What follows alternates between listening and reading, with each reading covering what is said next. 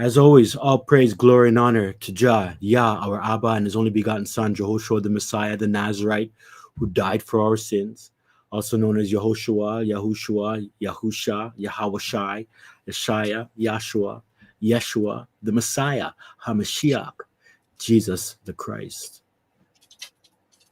Yes, brother, if you want to give out your shout outs too, Lion. Yeah, man. Once again, Shabbat Shalom, Brother Sean, all the Zion Assembly, and all the brethren and sisters tuning in. One love, Shalom. Bless up, everyone. Yes, and Sister Auntie Elma.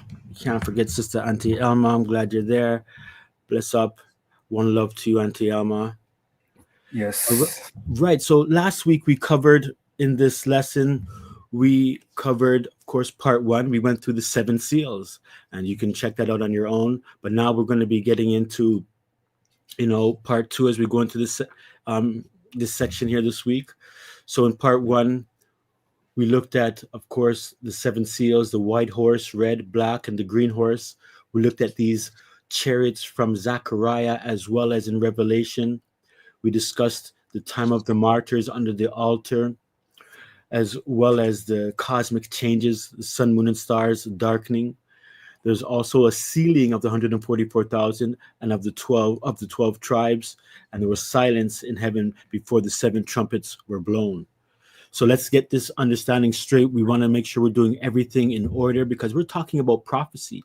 And I do feel that this is very important for all scriptural students, especially nowadays with many false prophecies and people feeling like we're near the end times. And we are in the end times, but not exactly as people might say or think, being months away or anything of that nature.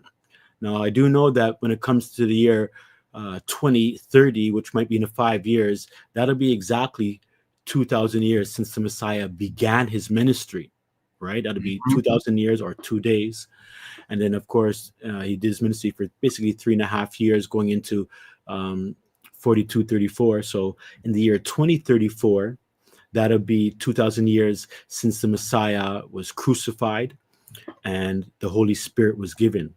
So there's a lot to look up into. And even though I do say that these time periods are significant, we're not teaching that they are the end, but they are significant time frames that we do know that a greater awakening is going to be occurring during these times. So when we're getting into this, remember the order of things, the 7 seals. I want to let you know that the 144,000 and that mixed multitude are sealed with, the name of the Most High in their head. So we haven't even got into the trumpets yet and into the hardcore things.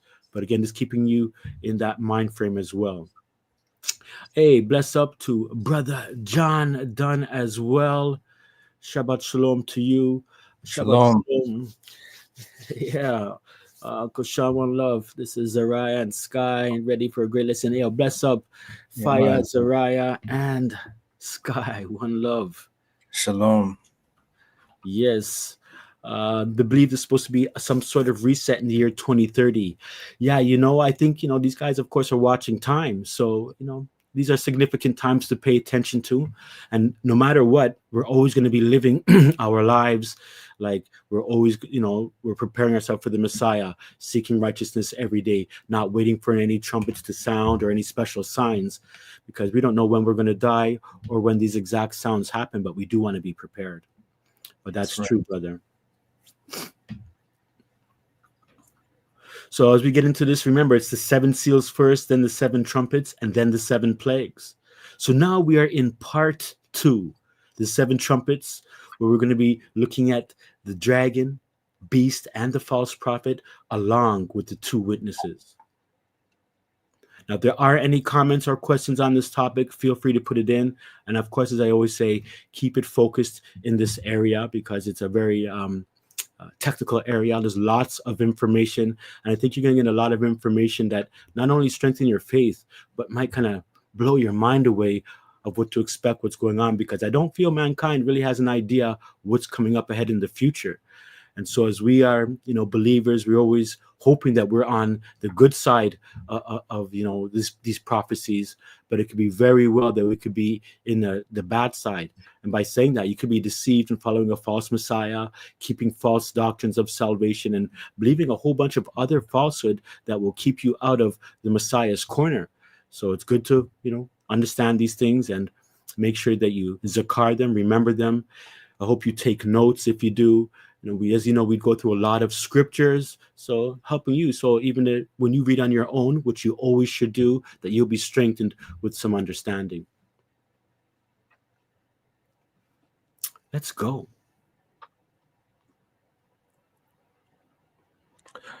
Revelation chapter 8, verse 1. And when he had opened the seventh seal, there was silence in heaven about the space of half an hour. And I saw the seven angels which stood before Jah, and to them were given seven trumpets. And another angel came and stood at the altar, having a golden censer, and there was given unto him much incense, that he should offer it with the prayer of all saints upon the golden altar which was before the throne. And the smoke of the incense which came with the prayers of the saints ascended up before Jah out of the angel's hand. And the angel took the censer and filled it with fire of the altar, and cast it into the earth. And there were voices and thunderings and lightnings and an earthquake. And the seven angels which had the seven trumpets prepared themselves to sound. So as we get into the opening of this seventh seal, we see that there's seven angels given seven trumpets, right? And that's very important for us to know these things, because if you don't have the order, then you're going to get mixed up. But one thing I want to highlight here is notice that there's an altar in heaven, a golden altar, just like how there was the tabernacle and the temple on earth. And it lets us know that, again, the incense that was presented during this the earthly temple and tabernacle represents our prayers. And our prayers are also represented by the incense. Even now, our prayers in faith and righteousness ascends to the Most High, like, a sweet smelling frankincense that way. And so it's good for us to keep these things in mind. And as you know, the altar of incense, it was in the beginning of the morning that you had to light, keep these things lit, and also in the evening time. And it was continually always burning. That means our prayers are always going to the Most High. That's right. So as we get prepared with this understanding, we see that there's thunderings, lightnings, and an earthquake, and it was cast to the earth. This is letting you know that there is an earthquake. So we haven't even gotten to the trumpets yet, and I want you to pay attention to these understandings. If it says there was an earthquake, that means there's a shaking on the earth. There's thunderings and lightnings as the angels become prepared to sound. Right? It's important to know that, because some people might just be waiting for a trumpet sound. And I've heard people say, they've heard the trumpet here and there. But remember, the thunderings and lightnings and the earthquake are coming before these things happen. That's right. And it's important to notice, again, as Brother Sean is saying, we have to get the order right. The seals come first, right? And then the trumpets, and then the plagues. So we're reading right now that the seventh seal is being opened. And notice how there's silence in heaven for a time period. It says for half an hour. And the seven angels are preparing themselves to sound. So, for those of you who are familiar with music, when the conductor prepares his orchestra to play, there's silence. And then the instrumentalists begin to sound, right? Yes, exactly. I know you're saying that's an excellent point. And this silence kind of lets us know also that when the thunderings and lightnings and earthquake come forth, it'll be shockingly obvious, right? Because there will be a silence before that. Great point, brother. Good analogy. Oh, sorry. So we're looking at these 10 plagues here, and I just want you to know that the 10 plagues of Egypt and everything that we're talking about in Revelation have reflection on the Exodus from Egypt way back then, almost 3,000 years ago. So it's very, very important to understand there's similarities. And after today's lesson, I'm going to be talking about these, but in the future, I do know that I want to bring up more similarities to the second Exodus as it pertains to the ancient Egypt, the first one. So you know that there were these 10 plagues. And what I want to let you know is that these 10 plagues also can be seen in the trumpets and the vials as well. And that's very important because one is a type and antitype. So when we look at the ancient Egypt Exodus, we can also get a greater understanding of the future Revelation and Exodus that we see coming up ahead of us. That's right. Hey, bless up and shout outs to Lady G as well. Again, Shabbat Shalom to all the family. One love. So remember, we got our seals. There was our silence. Now the trumpets are going to begin. We're going to have these trumpets being blown. Notice the numbers: grass and trees, ocean, blood and sea. We're going to read these. Fresh waters, sun, moon, and stars. We got trumpets 5, 6, and 7, which are also woes. We have in the seventh trumpet, we have 7 vials or plagues. They're even also called in the world bowls. So bowls, plagues, vials, all the same. Different translations kind of, have them a different way, but they're all the same, especially when you just have the understanding of these last plagues. Now, these things are going to be happening to the earth, and there will be believers on the earth as well. But it's good to know that, the beastly kingdom, the Antichrist kingdom, doesn't start until around the 5th, 6th, and 7th trumpets. Mm-hmm. When you start talking about an anti-Messiah, Antichrist. So, people already are talking about, hey, who's the Antichrist now? Yeah, they're talking about that. We haven't gone through the signs, the 6th seal. We haven't gone through these other trumpets, and people are talking about who the Antichrist is. You see what I'm saying? Mm-hmm. So there's if we're not following the scriptures to the T, you can see how easy it is to be deceived. Many people have thought Barack Obama is the Antichrist. Any American president, the popes that have passed have all been, given that title. And yes, they might be Antichrist in a sense, but they're not that one. That's right. So when we know this understanding, it's going to save you a lot of deception and to comfort you, because we're following the testimony of what the Messiah is telling us, and we won't be deceived. And this deception is so great that it could deceive the elect. And That's also, it's good and important to know that this deception means that if you're deceived in this area, you may lose your eternal life. This is what it's all about. That's right. And just remember, brothers and sisters, that we stated last week that the testimony of our Savior and Messiah is the spirit of prophecy. So when you pay attention to his words, you'll get a greater understanding of what's going to happen to the earth in the end times. That's right. So let's get into this. The 7 trumpets and the 7 vials or plagues. As we said, there's 7 trumpets being blown. Here they are. If you want to ever get those verses, I want you to notice something very particular. During these 7 trumpets, a destruction of 1/3 occurs, and it occurs 11 times in these trumpets from 1 to 6. Mm-hmm. So meaning the number we're looking at is, look at all these 1/3 of the earth, trees, sea creatures. And when we read them, this should stand out to you. These are these little patterns and cues that we're looking at. Because as we move through the future and we continue to study these prophecies, the Most High will give us more understanding as we move through, because these prophecies are always going to be being revealed, and more is always showing as the time approaches. Isaiah says, got the nail on the head there. Yes, there's 2 definitions to Antichrist. There's Antichrist and there's the Antichrist. Exactly right, brother. Yeah, man. Good distinction. Yes. Now go ahead, brother. Revelation 8, verse 7. The first angel sounded, and there followed hail and fire mingled with blood, and they were cast upon the earth. And the 3rd part of the trees were burnt up, and all green grass was burnt up. Now, I know many people have said in the past, especially the last couple of years, that this trumpet might already have been blown, because, I mean, the amount of forest fires that we've been having, at least the last 10, 15 years is great, especially as these things come up. But again, if we're not doing things in order, we can get misled. Now, I do believe when these trumpets are being sounded, it's not talking of, like, when this begins, this 1/3 is going to be burnt up, and it's going to be within a shorter time period, all over the earth, different parts. Remember, 1/3. Notice also it's hail is a part of it, right? These hailstones, brimstone fire, and it's also mixed with blood, Mm-hmm. right? And, I don't know whose blood that is, but it's blood.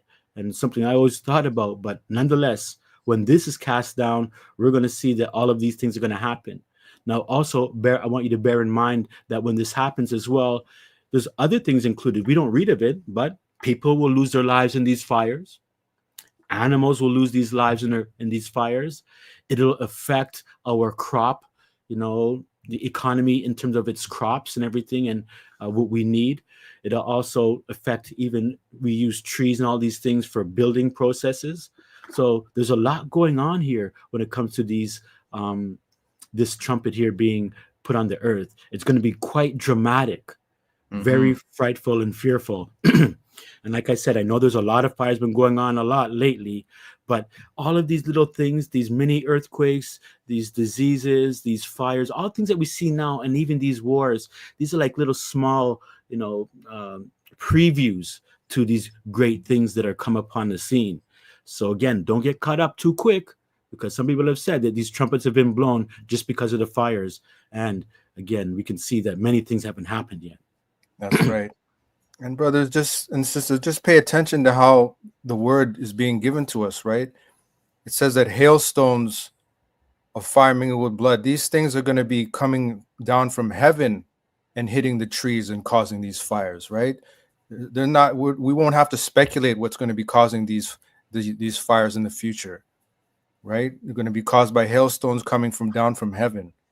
I don't know if you people want to call them meteorites or whatever, Mm-hmm. but they will be raining down from heaven and hitting the earth that will be causing these fires upon these trees. Mm-hmm. That's right. So just dealing with Barrington. Hey, I appreciate you coming to check out the lesson, Barrington. But it's almost like when you come to somebody's house, you show a little bit of respect. You take a seat, you sit down and see what's going on. You don't kick the door open and start claiming you're who you are and putting yourself up at the front, right? That's not appropriate. And then also making condemnations that, if we don't accept you and everything, we didn't even get a chance. You're rebuking things and you don't even know. So be wise, sit down, because this spirit that you have is not really an upright spirit. It'd be better for you to sit down and engage. And if you're going to help people, talk, introduce, come with love. But the spirit that you're coming with, again, look at this. You're always focused on the wrong thing. Again, using, even with your, kind of swearing up the place and everything. And not, I wouldn't consider it swearing, but man, typing in all capital letters. Just chill out. And if we're focused on the wrong thing, we're not focused on you. We're focused on the Messiah. And this is prophecy. So be quiet before you get bumped out. And if you kind of pushing anymore, we're going to bump you. I don't like to do that. I want to give, an opportunity for that agitated spirit for you to come down. But otherwise, just chill. Yeah. No one's going to be reading all of these things. How could we read and have a lesson with you talking on the side? All right. And just to add to that, the scripture talks about when you come before John, the congregation, you better be ready to listen than to open your mouth and speak foolish things. That's right.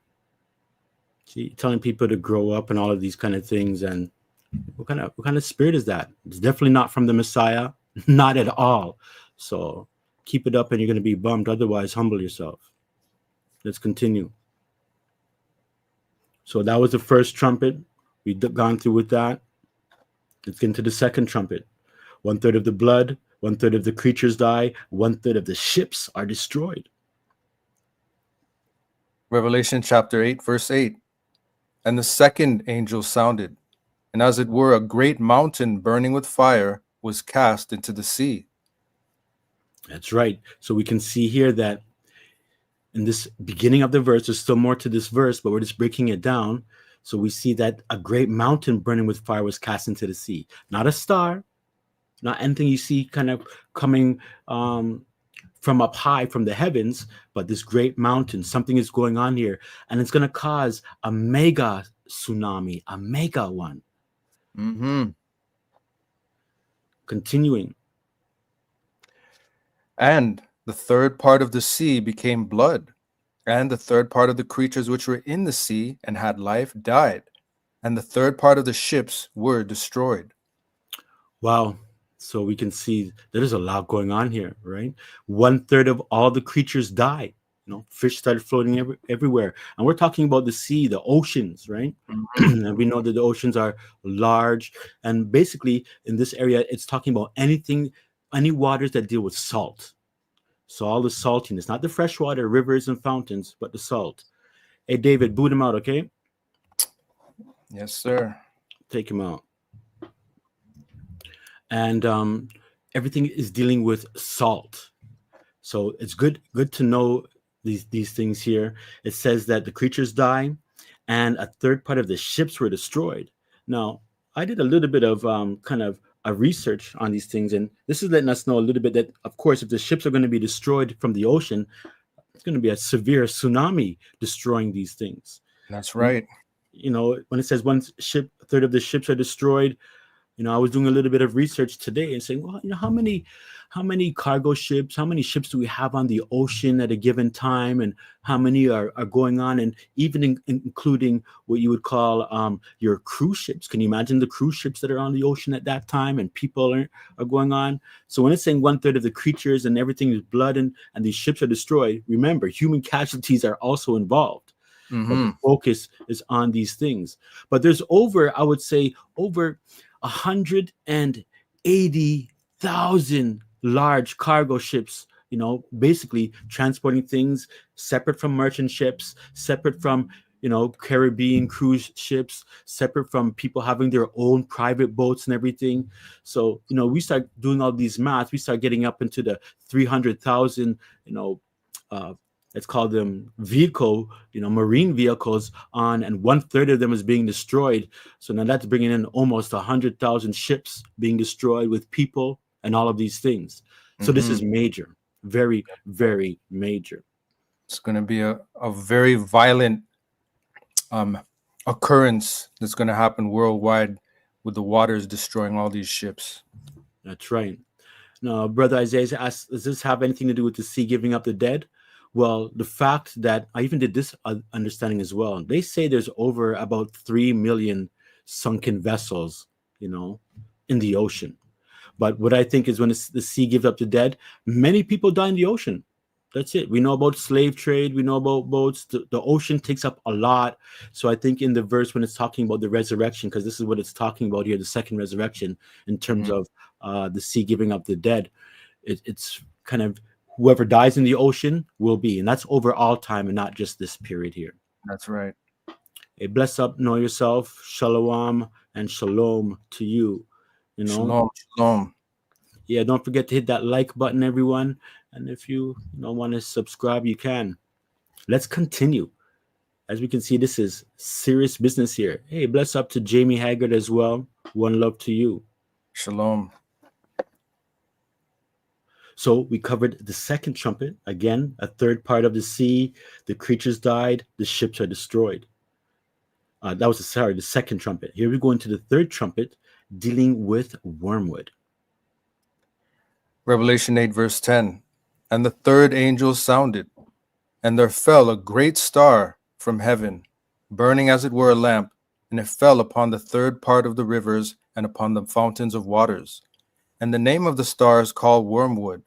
And the third part of the waters became wormwood, and many men died of the waters because they were made bitter, or That's right. poisonous. Mm-hmm.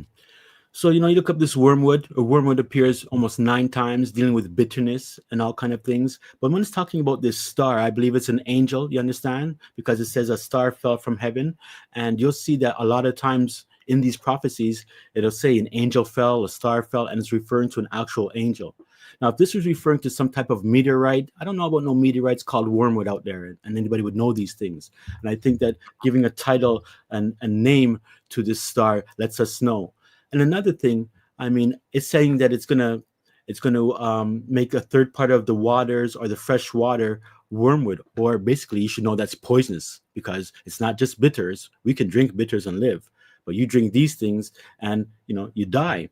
And so unless it's like some type of where this, if it's a meteor, comes down and then when it, I don't know, hits the dome or explodes and all the little pieces go into individual rivers, I can see this as an angel coming down and kind of casting, touching the waters and making them bitter, 1/3 of the waters. So here we're dealing with, again, with the fresh water, right? This is all dealing with fresh water. 1/3 of the water is poisoned, and people are going to be, again, this shows you that, many human beings, men and women, die because of the waters, because they're made poisonous. So water is definitely needed, as we know. And when people drink it, they are poisoned. Wow. So again, all the fresh water is poisoned. Again, not all, 1/3. And one thing I want to point out here is that as we gravitate from this 1/3, these trumpets, everything starts to become more severe and intensifies even as we get to the plagues. That's right. So we got the third trumpet right here. Again, the star falls from heaven. You see a great mountain and the star falling. Two different things here, right? Let's get to the fourth trumpet. Verse 12. And the fourth angel sounded, and the third part of the sun was smitten, and the third part of the moon, and the third part of the stars, so as the third part of them was darkened, and the day shone not for a third part of it, and the night likewise. All right, so we can see, looking on your screen, a third part of each is touched, touched that way. And when I look at these things, I can see that the daylight will be 4 hours shorter in terms of 12 hours for the daylight and 12 hours for the nighttime. So 1/3 of 12 is 4. So you're going to have 4 hours taken off your daylight time, 4 hours taken off the nighttime, and that might be either dark or it might just continually go to giving you a short day. So in looking at this, there's going to be 8 hours missing from your days, right? Mm-hmm. And it's going to only give us 16 hours. This should be 14 from a day, 4 from days, 4 from nights, but 16 hours. No, wait. Yeah, it'll be 16-hour days that you will be having. Yeah. Right? So things are going to be very short.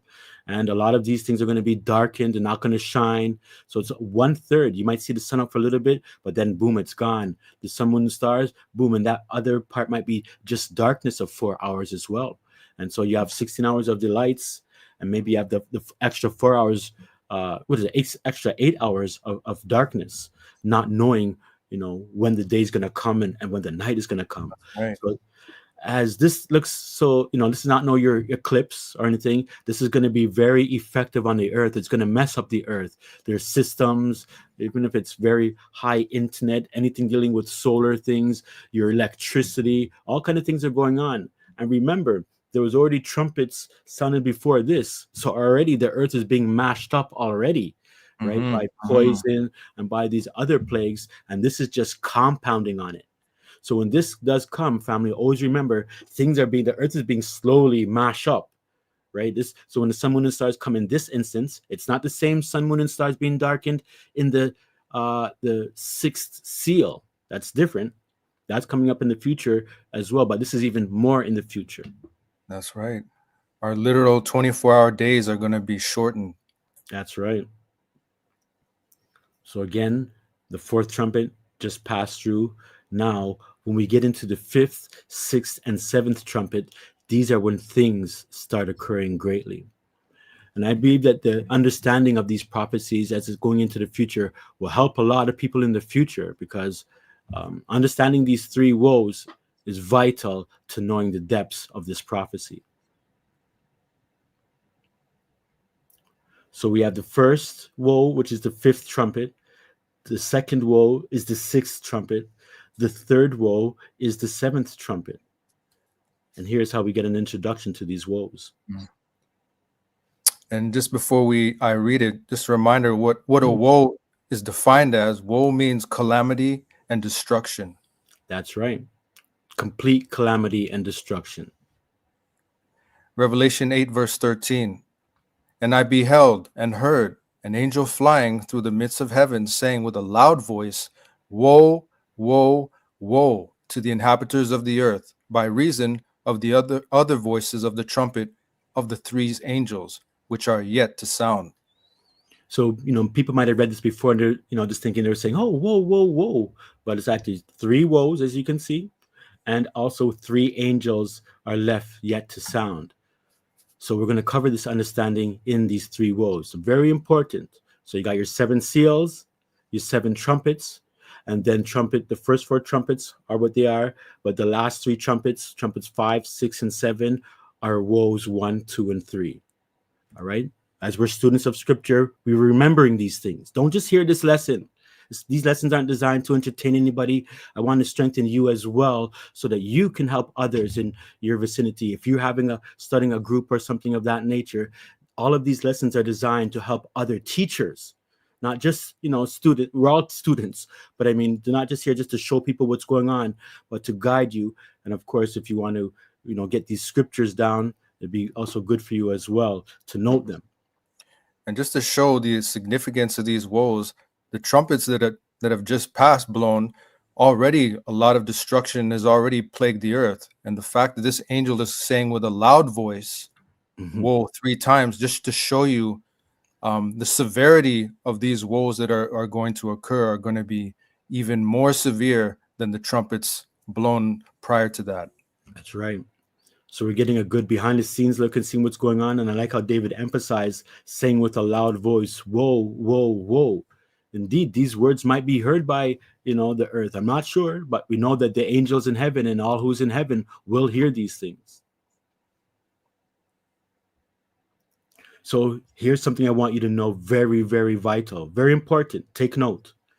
The 3 woes are the 5th, 6th, and 7th trumpets, and they all deal with angelic beings, angelic manifestations. Yes, angels are going to come on the world and manifest in some way.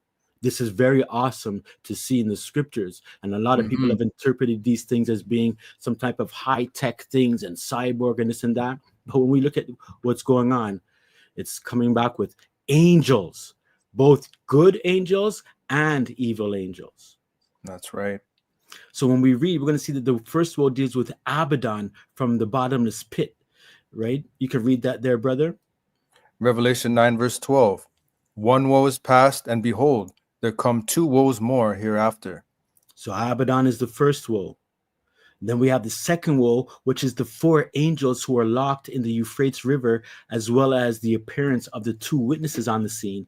And when we say this, Abaddon is still on the scene too. He just comes out first. You understand? This is the 6th trumpet. Go ahead, brother. Revelation 11:14.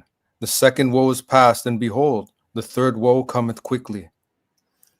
Now we have the third woe. It's none other than the adversary, Satan, Hasatan, Lucifer himself. When he's banished to the earth, his wings are clipped, no more flying around up there in the heavens.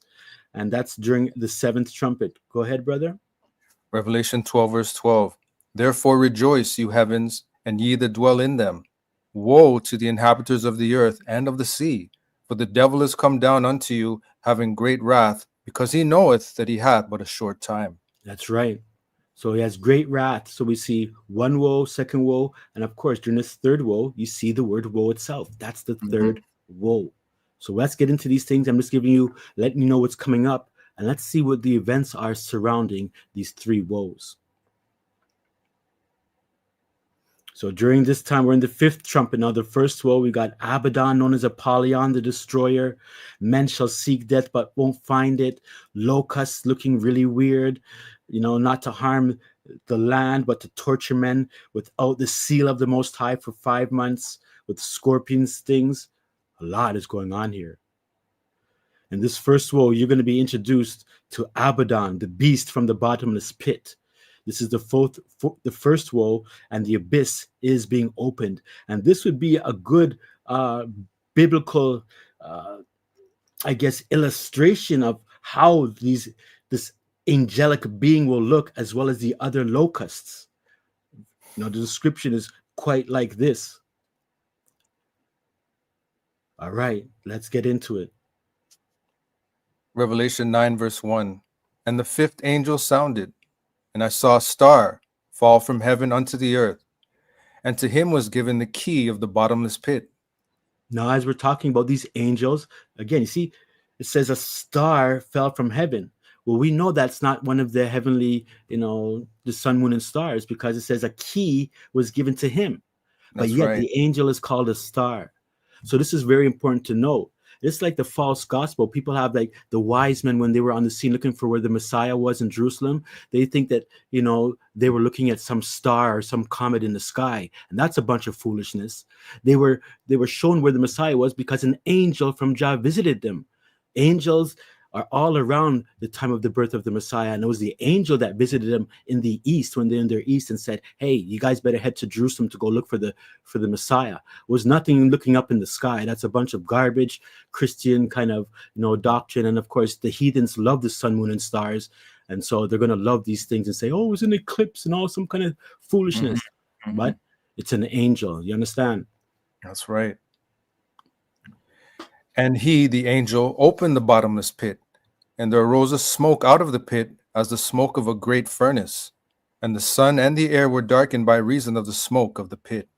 So again, we see another darkening of the sky. Now, this is not the sun, moon, and stars being darkened them actual selves, but the smoke darkens the sky so much that you cannot see, the heavenly elements. And it's going to cover the sky. And I'll tell you something, there's a lot going on here. The world knows these things, and this is a bottomless pit. Now, you might ask yourself, what is this abyss, the bottomless pit? And the word bottomless pit translates as abyss or abyssos. It occurs 9 times. It means bottomless pit. You can see it in these areas here. And I do believe when we start to read the next clues of where this bottomless pit is, it's dealing with the waters and in the oceans. Now, That's this right. bottomless pit should not be confused with the fake out hell that people talk about. People think that there's a hell under the ground where when you die, and if you're a bad person, you go down there with the devil and he's poking you with pitchfork and you're being tortured and all of this and that. That's a bunch of folly as well. When you die, you're not alive. Your soul, spirit, don't go down there or anything of that nature. Your body goes into the grave 6 feet under or whatever it is, and it deteriorates, but nothing alive.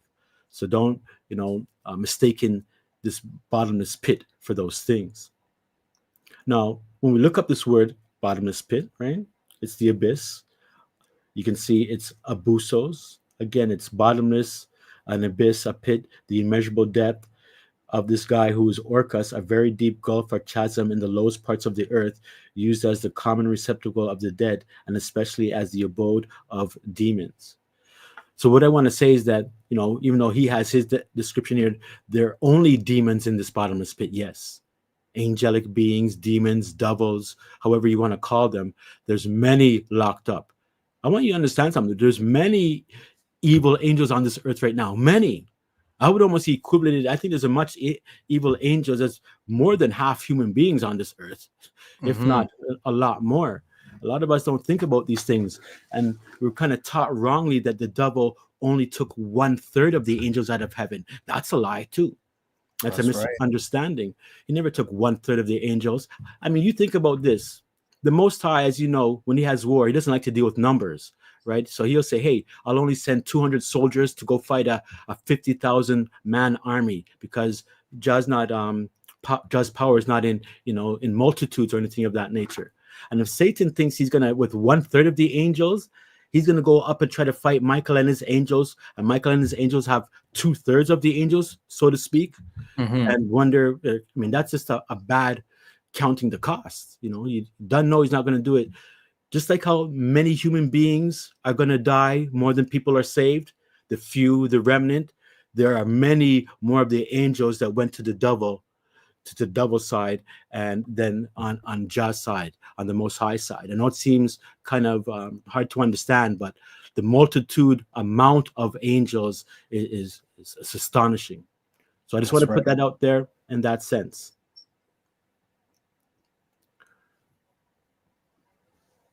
So we can see that this abyss is like a spiritual jail, a prison, which evil angels, they dread this thing. Go ahead, brother. Luke chapter 8, verse 30. And Jehoshua asked him, saying, what is thy name? And he said, Legion, because many devils were entered into him. And they besought him that he would not command them to go out into the deep or the abyss. That's right. This word deep here translates as abyssos, or abussos, they would pronounce it, right? Which is the deep. And this is dealing with the water, you understand? And those the swine still ran into the water and died anyways in Lake Gennesaret or the Sea of Galilee. So again, they don't want to go there, these evil angels. And if you read the book of Tobit, and when Raphael was working with Tobias, and they did that kind of smelling thing to get away that demon, Asmodeus or something like that, his name is, I think. You know, Mm-hmm. he would he was chased out, and then Raphael chased him to Egypt and bound him. And when he bound him, obviously he's going to put him in jail. So there's angelic warfare going on that we cannot see. Remember in the time of Elisha, and I think it was the king of Assyria, and something was going on, but Elisha, wanted to open this man's eyes so he can see, and the mountain was full of chariots of horses, and fiery chariots and horses. So there's angelic warfare that goes on. These angels can fight and they can hurt each other and capture each other. And I do feel that they could even temporarily destroy each other. But that's another thing. I know you're going to say angels can't die, but we'll talk about that later. But again, you can see what this abyss is. So this is where they're locked up. We could also see here these other understandings about these angels in that abyss. Book of Job, verse 6. And the angels which kept not their first estate, but left their own habitation, he hath reserved in everlasting chains under darkness unto the judgment of the great day. 2 Peter 2, verse 4. And if Jah spared not the angels that sinned, but cast them down to hell, and delivered them into chains of darkness to be reserved unto judgment. Job 4, verse 18. Behold, he put no trust in his servants, and his angels he charged with folly. Matthew 25, verse 41. Then shall he say also unto them on the left hand, Depart from me, you cursed, into everlasting fire, prepared for the devil and his angels. Yes, Isaiah. Yeah, don't worry, it's good that you're on top of things. That's what we're dealing with here. We like to turn over every stone. Mm-hmm. So listen, I'm just going to say this right now quickly. We have lessons, probably 2 or 3 of them. Angels did not have sex with women. Now, I know people teach that all the time, but I have great lessons, and I think that it's a great lie, because that when people believe that angels had sex with the women, they think that's tied to a future prophecy where angels are going to come back again and have sex with women and all this and that ain't happening. We teach that the sons of Yah, the sons of El, the sons of Jah, in that instance there, those sons of God could be referring to angels. They could also be referring to men, and it's referring to those righteous men who slipped up. You understand? Because remember, it was when Seth was born, I think, and Seth had his first son Enos. It says, and then men became to call unto the name of the Lord, unto the name of Jah, and the name of Yah.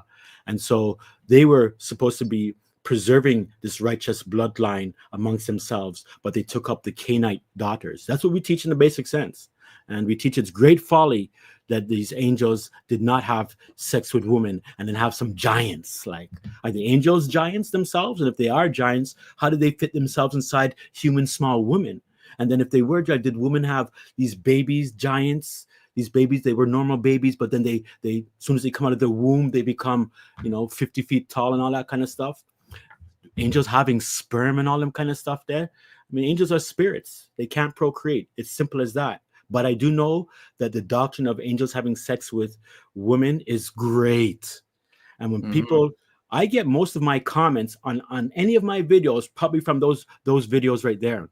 And usually they're the hatred comments, because everybody loves the book of Enoch and thinks that Enoch wrote that book. And that's a bunch of folly too. Nonetheless, this is what we're getting to here.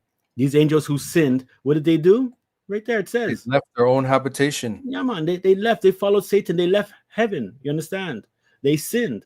So Jah locked them up in chains of darkness, reserved for the judgment day. He charged them with folly. And this is very, very, very important. Look at this here. This lake of fire that we know is out there in the future. Who is it prepared for? The devil and his angels. Human beings are just going to get thrown in there too. Why? Because they followed the devil and his angels. You understand? That's right. That's right. So this lake of fire wasn't even built for human destruction. It was built for these evil angels to be destroyed.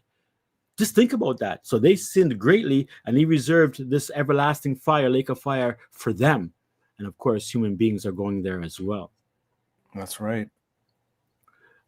Shaquille O'Neal is an example of a body time of Goliath. Yes, exactly, brother. The Canaanites are tall people. Goliath was a tall guy. He was about 9 feet tall and agile, not no 9 feet clunky guy. And a lot of the Canaanites, those early Canaanites, Jebusites, Amorites, all of them, very, very tall people. You understand? But not this gigantic, where we can't even reach their their ankles and all of that stuff, the Jack and the Beanstalk. And that is a bunch of fairy tales. Oh, I'm telling you, it's really, really bad. And I don't mean to offend anybody if you believe in those things, but go back and read it again with an understanding, thinking, hey, can these sons of El also be human beings that took the corrupt woman?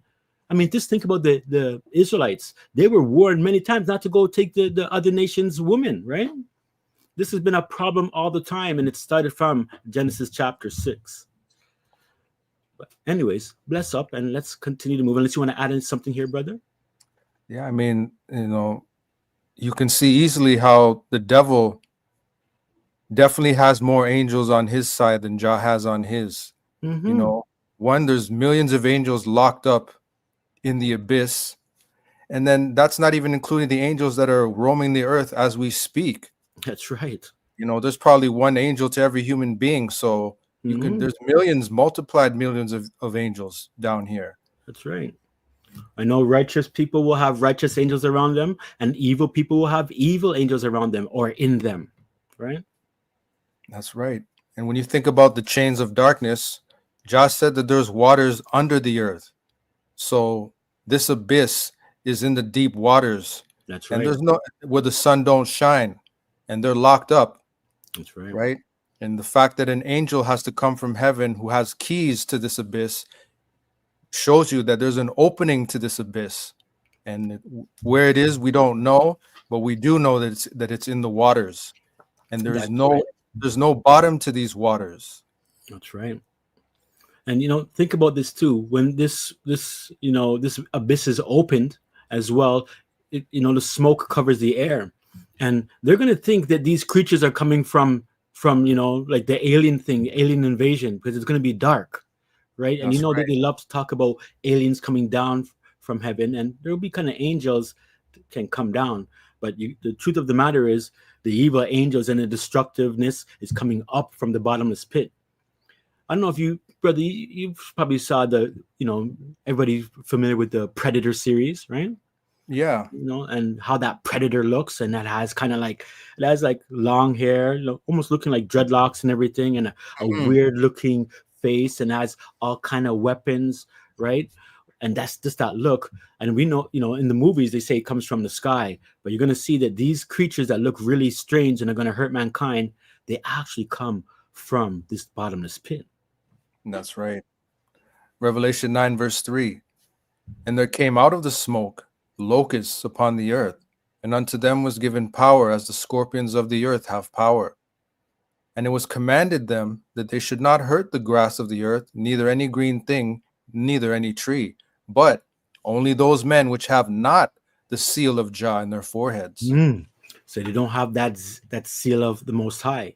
And let me tell you this very quickly. The seal of the Most High is if you're obedient to the commandments in the Messiah. That's right. Right. If you're obedient to the commandments in the Messiah, you will be sealed in the Messiah. It's sealing with the Holy Spirit as well. So what's going to happen is that, remember, the righteous people were sealed in the sixth seal, right? That's when they were sealed. So that means everything that's happening on this earth that's very wicked, and let's call it evil, the people who are sealed are not being touched. We're being protected no matter where we are. These things aren't affecting us at all. Now, we will be seeing this horror and everything, but God's not going to allow the people who are sealed to die or be tortured during these times. So again, we see that it's like the description of locusts. Remember in Exodus, there was locusts all over the earth as well, right? In the plagues in Egypt. So they have power of scorpions, and scorpions, their sting is great, right? You get stung by some poisonous scorpions, of course, can kill you, but the sting of a scorpion is crucial. I hear, it's almost like the pain itself can almost make one go into a heart attack state. That's right. So just consider these things. These evil angels that come out from the bottomless pit and will appear like they're coming from heaven out of the smoke.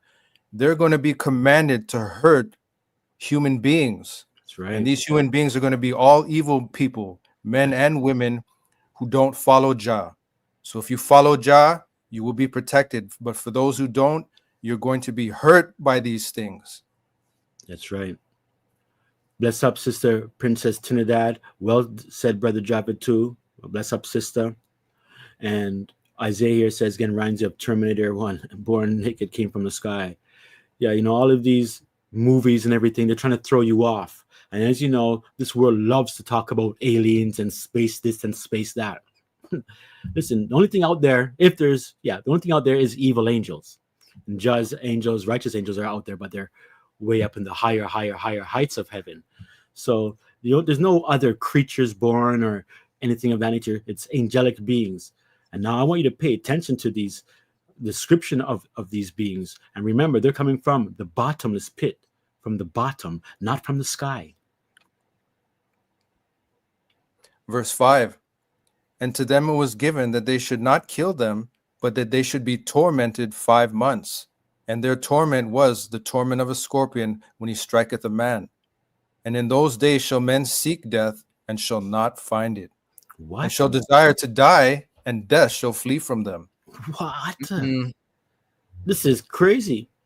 You see, first of all, this torment of 5 months, they're not to be killed though. But this torment of a scorpion when it strikes a man, excruciating pain, lip biting pain, teeth gnashing pain. It says that men, they'll be in such pain that they're going to seek to die. Mm-hmm. That's a lot of pain. And not find it. It says death will flee from them. Kind of remind you of something that you're seeing on TV, family? Yep, zombies. Kind of like this zombie apocalypse where people die in these movies, and I don't really know how their zombie works. It seems like every movie has their own type of thing, but generally these are people when they've gotten bit or they're going to die, and you cut off their arm, they're still alive. The arm is even crawling and moving. You cut off their head. It's like they can't. Death flees from them. They're not able to die, and if they try to kill themselves, they're going to feel the pain of that death too. So they want to die. Say they want to jump off a cliff. They'll jump off a cliff, land on that ground, and broke up themselves, and still be alive and feel the pain of that broke upness. I'm just saying, this is what I see in the from reading this thing, and this is why these guys' movies and their apocalypse, and you ever hear? I think it's called zombie apocalypse. To be honest. Yeah, that's right. So you can see where Hollywood gets their ideas from, and just makes merchandise of it so people can make money. But their ideas come from biblical principles. That's right. Of course. Know Your Stuff says no one has left Earth to find any aliens. I believe that they're lying to people. Yeah, of course, it's a bunch of lies. They're going up in the sky, but they ain't going nowhere else. And there's nothing out there except we know what's out there. God tells us. But this is a part of the deception, and they'll even make it really appear like it'll deceive the world in the future. Believe you me, but we don't have to worry about those things. Yeah, and even in their zombie movies, they want you to believe that these people were infected by some type of virus. Meanwhile, no, they were stung by evil angels, and now they're tormented with whatever poison they have in their bodies now, and they can't die. That's right. Now, I want to show you something astonishing, family. You see these locust things when we're going to read some more?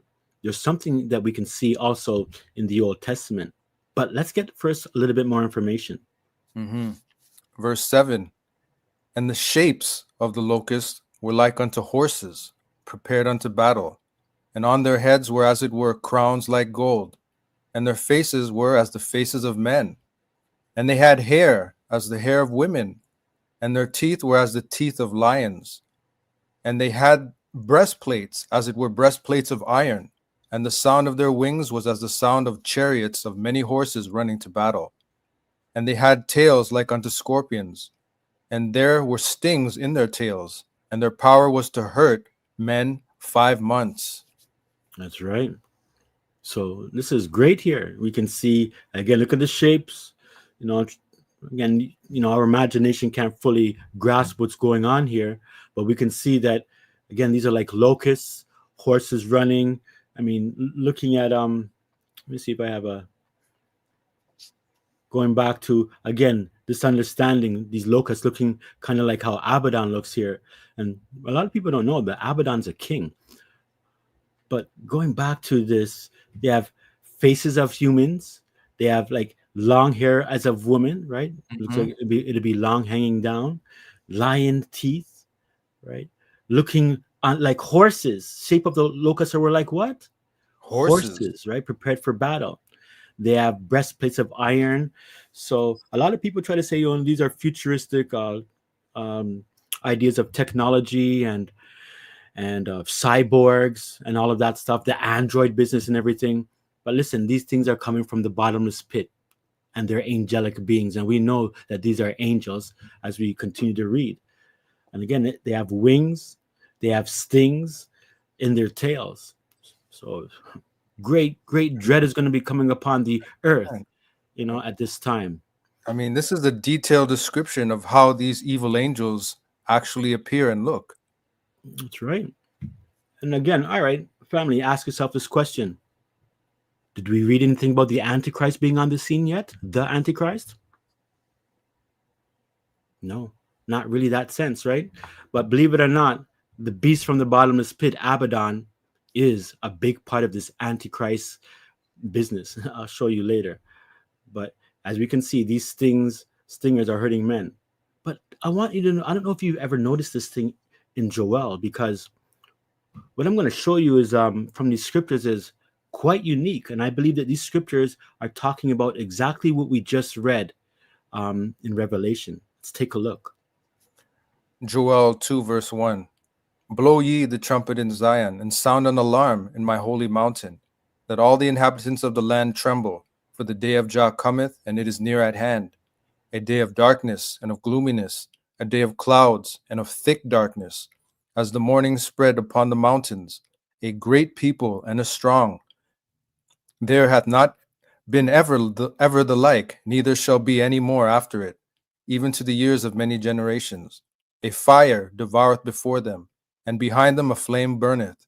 The land is as the Garden of Eden before them, and behind them a desolate wilderness. Yea, and nothing shall escape them. The appearance of them is as the appearance of horses, and as horsemen, so shall they run.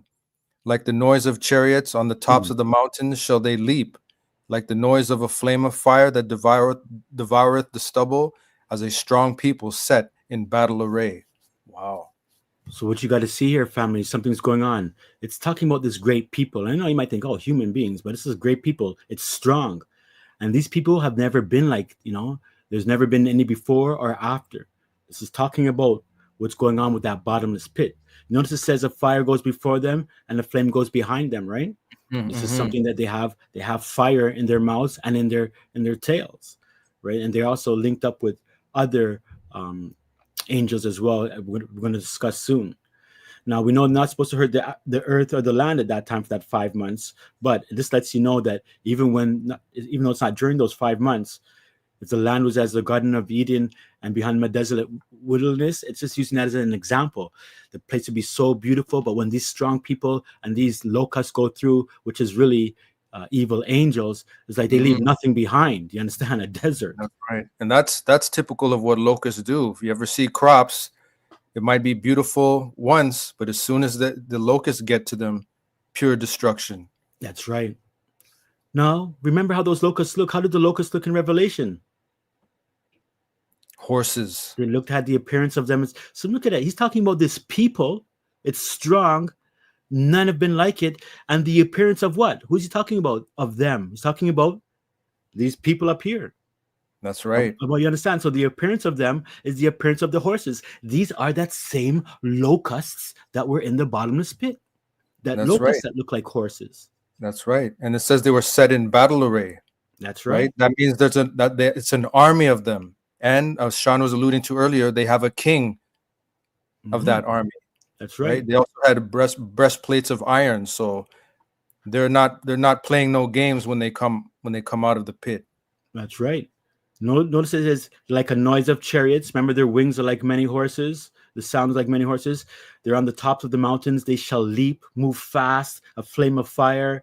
Everything. These creatures are, coming from the angelic manifestations, I should say. Shouldn't say creatures, but they are creatures. Angels are creatures.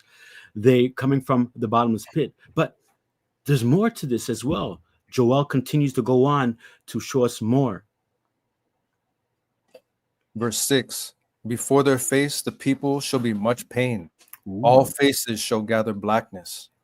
Wow. Remember, the people are tormented, right? Yep. And we get a time period of that torment, which is 5 months. That's right.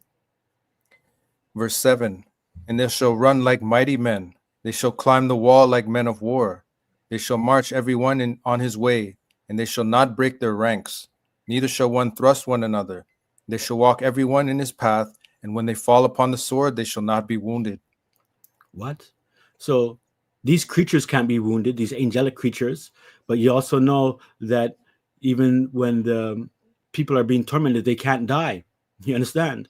So it's kind of giving you a little bit of an idea of this time frame, what's going on. They're not being able to be killed by the sword, and the stingers also don't kill the human beings. They just feel the torment. They're running. Again, the people to be much pained. Remember, the torment was so much that people wanted to die. That's right.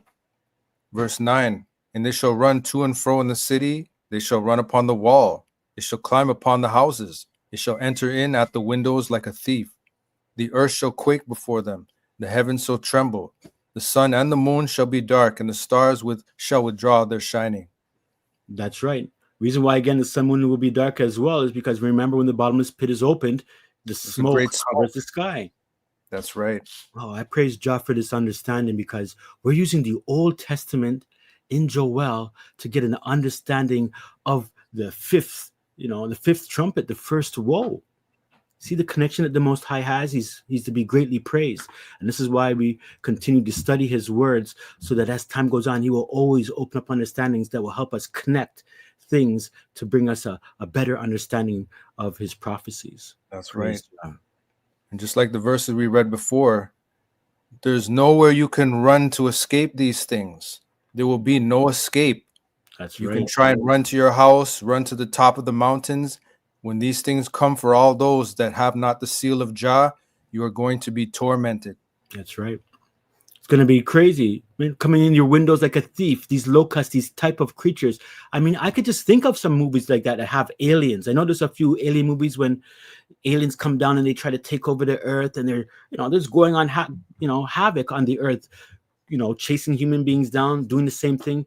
So this is going to, because of all of this, fakeness that the world is putting on, preparing you for, the aliens of the future, when it's really the angels of the future. And they're going to call these angels aliens, if you know what I mean, or That's right. try to trick the people so that they won't know what's going on. But the people of the Most High won't know what's going on because we're not going to be hurt by them. But the people who are being tormented, oh, it's going to be horrible. That's right. And even think about this. All their weapons and their guns will have no effect on these things. Nope, none. That's right. They'll try to kill these creatures, won't be able to do it. It's not like your happy alien movie where eventually somehow human beings find some way to kill off some type of creatures with their technology. Technology ain't going to help anything here. I mean, angels have a higher capacity of technology and living. They're spirits. So we can see that, again, this is a great, great plague. But let's get some more information. Revelation 9, verse 11. And they had a king over them, which is the angel of the bottomless pit, whose name in the Hebrew tongue is Abaddon. In Greek tongue hath his name Apollyon. One woe is past, and behold, there come two more woes hereafter.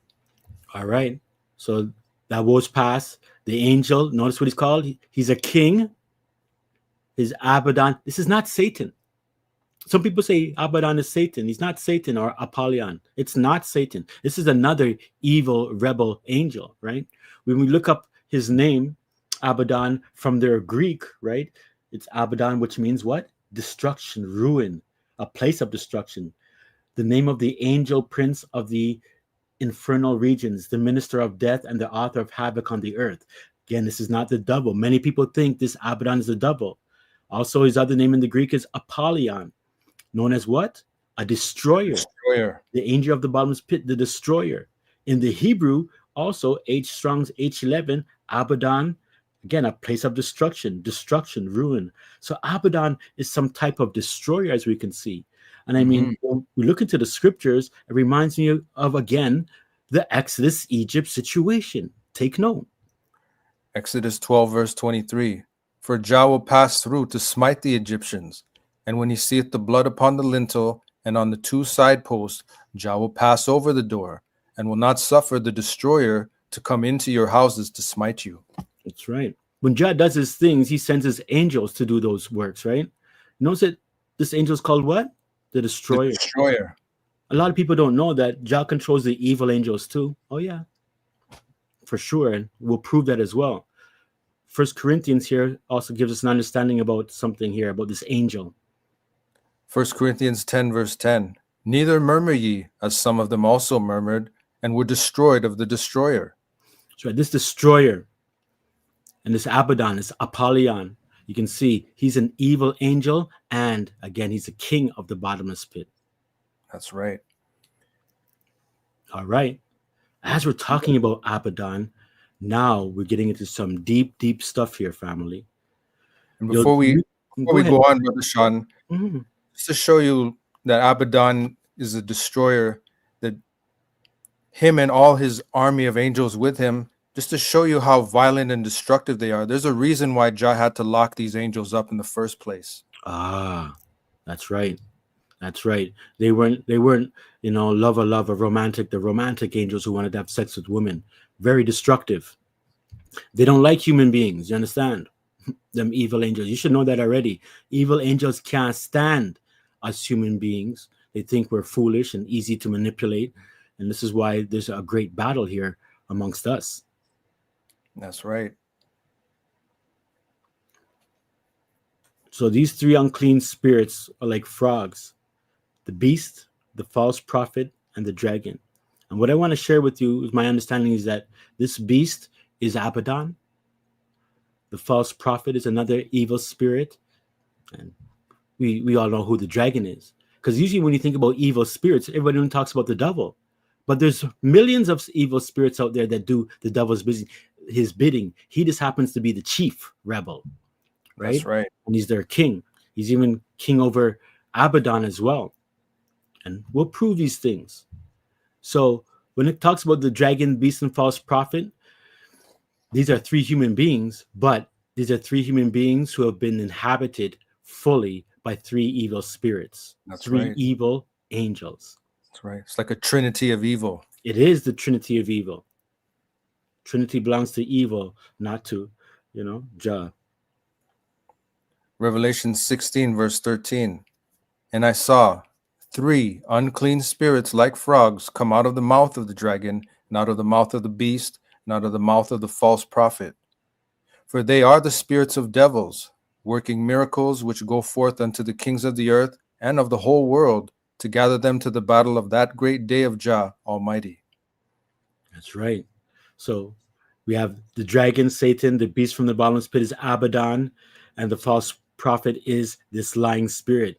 I like what Brother Johnny says here. He says Abaddon was created for this reason. He's not a tempter like Satan does. His purpose is to destroy. And that's right. Abaddon basically is the military angel of evil. And we have a military angel of righteousness too called Michael as well. That's right. Michael. So notice it says here, these unclean spirits come out of the dragon, the beast, and the false prophet, who are human beings, but they're titled these things in the reading.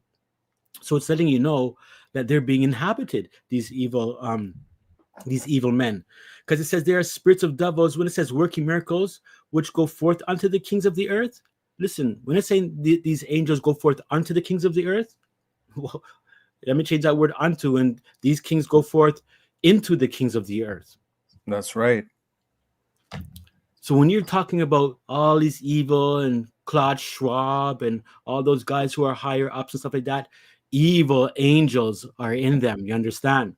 And that's they're right. in them through God's prophecy and by, as I talked about last week, they have spiritual legal permission to do so by Jah. Because they can't go and inhabit anybody that they want. There has to be a linkage. The host has to be accepting. And then, of course, the Most High has to, he gives them probably, that understanding if they can do it or not. So they're alive and well today. All them guys you see, the evil movie stars and everything, there's evil angels in them family.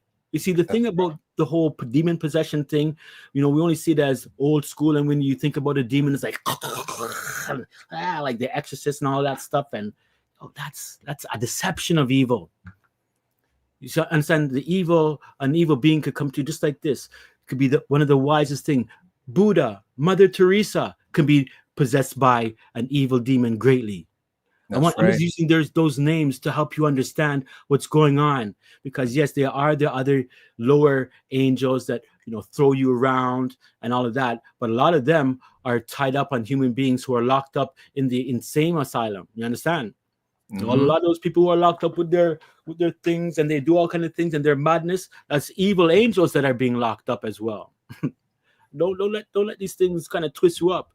Evil angels will inhabit human beings. They don't have sex with them. I think there was a woman that it said that a woman had doubles that were doubles in her daughter, right? She had a daughter with doubles in them. So why weren't the angels having sex with the woman then to bring forth more giant angelic babies? Because it's folly. Exactly. Because they can't. Because it can. It's foolishness. But like I say, this is heavy stuff here. Abaddon's the militant one. Satan's like that king wise one. And then also we have another spirit. It's the false prophet lying spirit. All right. So Abaddon is the same destroyer who dealt with Egypt. Yeah, man, you're catching it right now. It's exactly what I want people to see. Because we're using, remember, the Egypt, Exodus, all those plagues done in Egypt are all in the same Revelation thing that we're reading. Mm-hmm. That's right. That's right. Very clear. Remember, there's a plague of frogs. What do we see happening here? What's jumping out? These spirits are like what? Frogs. Deep things, And I hope you're catching on to these things, family. Line upon line. That's right. Let's learn about who this false prophet is. It's an evil spirit. Continue, brother. 1 Kings 22, verse 19. And he said, Hear thou therefore the word of Jah. I saw Jah sitting on his throne, and all the host of heaven standing by him on his right hand and on his left. And Jah said, Who shall persuade Ahab that he may go up and fall at Ramoth Gilead? And one said on this manner, and another said on that manner. And there came forth a spirit, and stood before Jah, and said, I will persuade him. And Jah said unto him, Wherewith? And he said, I will go forth, and I will be a lying spirit in the mouth of all his prophets. Wow. And he said, Thou shalt persuade him, and prevail also. Go forth and do so. Now therefore, behold, Jah hath put a lying spirit in the mouth of all these thy prophets, and Jah hath spoken evil concerning thee. All right. So what you see here is you have all the hosts of heaven. You might say, well, does that mean, isn't that just the righteous ones? No, the evil spirits are there too. Oh, maybe you didn't know that, evil spirits also come before the Most High. I'll show you a verse in a second. But you notice something here is going on. This spirit said he's going to be what? A lying spirit.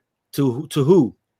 The prophets. The mouth of all his prophets. This is the same lying spirit that is going to be in the future of the main false prophet. You're getting a good preview of it right here. Yes. But you might say, how does this work? Notice it says Jah put the lying spirit in there. Jah does things and sends evil angels on people as well. Like I told you, he still has command of them. That's right. If you have any idea that it hasn't, evil angels weren't there, take note here. Job 1 verse 6. Now there was a day when the sons of Jah came to present themselves before Jah, and Satan came also among them.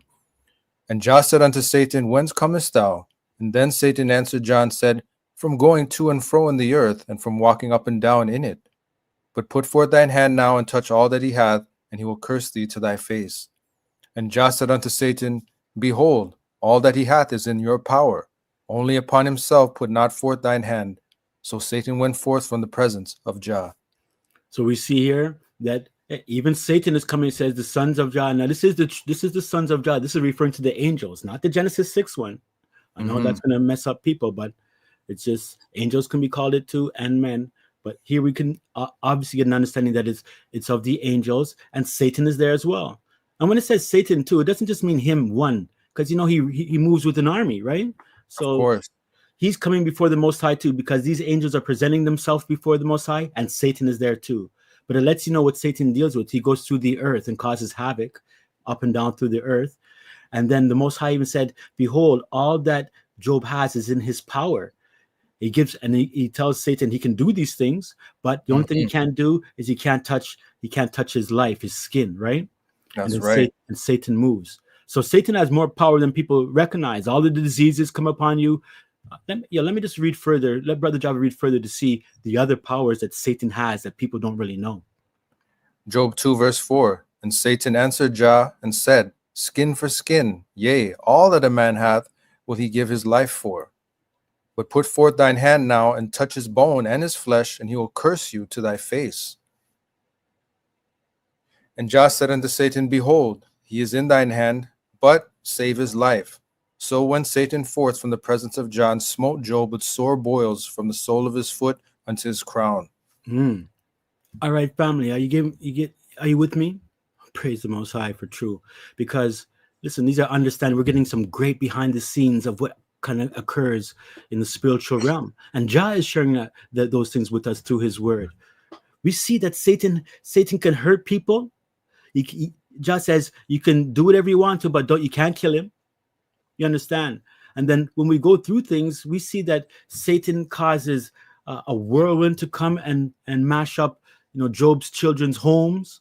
We see that he enters into people to make the Arabians take his flocks. Satan's got power, but his power is always governed, and authority of what he can do is governed by the Most High. And this is why when you hear me speak a lot, this term of, they have to have spiritual, it has to be spiritual legal for them to do certain things, right? They can't just go out there and jump into human beings and mash them up. But if that person there is forsaken the Most High or whatever, is caught up into things, then the devil has his power. That's right. So I want you to recognize it. And then he even told Satan to go. He said, yeah, go hurt him. Remember, Jah sent an evil angel as well, right? So that's right. Just gives us a good understanding of what's going on. That's right. And even Abaddon and the evil angels that were going to come out of this bottomless pit are a perfect example how Jah uses evil angels to work forth to hurt mankind, and especially the wicked, and he's going to use them as part of his wrath. That's right. Right? Because he says that he tells these evil angels to not kill these people, but only to hurt them. That's right. So they won't see death. They won't see death. So this back here I was speaking about, this lying spirit is in the mouth of the prophets, and this lying spirit is also alive and well today. On a mini scale, there's a whole bunch of little mini lying spirits running around, especially on the internet, and with groups that rhyme with Vakari, and groups that rhyme with Rai, Ro, Rai, Si. Those are the groups. Don't want to call the names. I'm not pointing anybody out, but yeah, there's demons out there. You understand? That's and right. False prophets in these guys. So, we don't want that in our life. So we want to follow the Most High in love and truth in the Messiah, keep ourselves humble on our daily lives, not putting ourselves above anybody, the Gentiles and all of those kind of things, and looking down, because that's going to be our downfall. And then we'll have a lying spirit come in our bodies too, in our minds. People believe lies. I think the scripture said the Most High blinds them and gives them over to lies because they don't love the truth. That's right. Regular human beings like you and I can be deceived and have a spirit of error in you. You understand? But let's see some more instances where the Most High sends evil spirits. Judges 9 verse 23.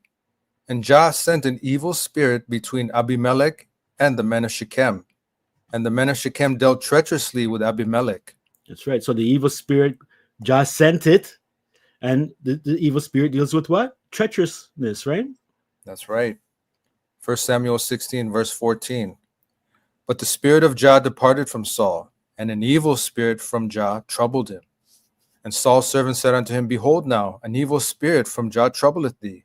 1 Samuel 18 verse 10. And it came to pass on the morrow that the evil spirit from Jah came upon Saul, and he prophesied in the midst of the house. Psalm 78 verse 48. He gave up their cattle also to the hail, and their flocks to the hot thunderbolts. He cast upon them the fierceness of his anger, wrath and indignation and trouble by sending evil angels among them. Okay. So what we get from this, again, look at, there's a good spirit from Jah, and it says the evil spirit from Jah. Because Jah Mhm. controls the spirits no matter what. He could say, Satan, go do this for me right now, quick, fast. And Satan has to do it. That's right. It lets you know that it's an evil spirit. It says it came from the Most High. Most High is not evil, but he controls these things, whether it's from the Lord, where it says Jah, Yah, the name, or from El, Alua, nonetheless. But notice what this evil spirit can do. An evil spirit from Jah came on Saul. And what did Saul do? He prophesied. What the heck? Right? So these evil spirits have these capabilities. And this is why when Saul went to go to the witch of Endor, that spirit was able to say, hey, you're going to get the kingdom rent from you and torn up, because these spirits are all around us right now. That's So when right. you go to the seance, or you go to that lady at the flea market who says, come, let me read your hand. And then you go in there or whatever. And then they tell you, oh yes, I see that when you were 10 years old or whatever, because they have a familiar spirit. And these evil spirits can be around you, especially when you're not dealing with the most highest things, and they're watching you. And so they know what you're dealing with. So they can go into that woman and say, hey, your husband, Frank. And the person will be like, well, how do you even know my husband? This and that. Because there's evil spirits. You can see it. They prophesy. And in Psalm 78, dealing with Exodus as well, the Egypt Exodus, about their thunderbolts and the cattle. Again, what does it say that the Most High did? He Sent sent. evil angels. That's the destroyer. Praise John Joshua. Praise Jah. This is a demonstration of utilizing the Holy Scriptures by the Holy Spirit of the Most High in truth and righteousness, bringing forth understanding and truth, and not making up things and watching TV and click on CNN and like, the economy is going to crash. Okay, where's the Antichrist? Like, that's foolishness. Mhm. You look into the scriptures of life and truth to find That's out right. your future and what's going on. And then you watch the world to see if things match up with the world. When it don't match up, you know it's not that time. When it starts matching up, you know it's the time. And if you don't know the scriptures, you won't know the times. That's right. Let's continue. First woe is gone. Let's go to trumpet 6, dealing with the 4 angels, the eating of a scroll, the 7 thunders. And there's some of these things we are not going to read due to time, but we're going to still keep focused. And again, you'll have an opportunity, because this trumpet here, 6, it spans 3 chapters. You understand? And these 3 chapters, we're not going to be getting into them, but we're going to pull out the highlights of them. Most importantly, that deal with the 2 witnesses. And I want you to know that this 3.5 years is the same as 42 months. It's the same as 1260 days. You're going to hear these time periods in this trumpet. They're all the same time period of 3.5 years. That's right. Let's go. So the second woe, we have 4 angels loosed and the 2 witnesses appear. The 2 witnesses begin their 42-month testimony. They have power to cause a 3.5-year drought to plague mankind at will. After testifying for 3.5 years, they are temporarily killed by the beast, Abaddon, who rose from the abyss at the first woe. He's the one who does the killing. And after 3.5 days, the 2 witnesses are raised to life, much to the astonishment of terror of Earth's population, and they go back up into heaven. Their resurrection marks the end of the second woe. So let's get into the beginning of the second woe. These 4 angels are also released on earth as well. Revelation 9, verse 13. And the 6th angel sounded, and I heard a voice from the 4 horns of the golden altar which is before Jah, saying to the 6 angels which had the trumpet, Loose the 4 angels which are bound in the great river Euphrates. And the 4 angels were loosed, which were prepared for an hour, and a day, and a month, and a year, for to slay the 3rd part of men. And the number of the army of the horsemen were 200,000,000. And I heard the number of them, and thus I saw the horses in the vision, and them that sat on them, having breastplates of fire, and of jacinth, and brimstone. And the heads of the horses were as the heads of lions, and out of their mouths issued fire and smoke and brimstone. You see, one more thing again with these evil angels, very similar looking, right? Mm-hmm. This one has heads of horses and, like lions. And we know this is evil angels because these 4 angels were tied again bound in the river Euphrates. So this this abyss, this bottomless pit is in the waters, you understand? And there's probably different, it's like how a jail might have different doors, right? That's To, right. That's to right. unlock, and these guys who are bound these 4 angels bound in the river, look what they go out to do.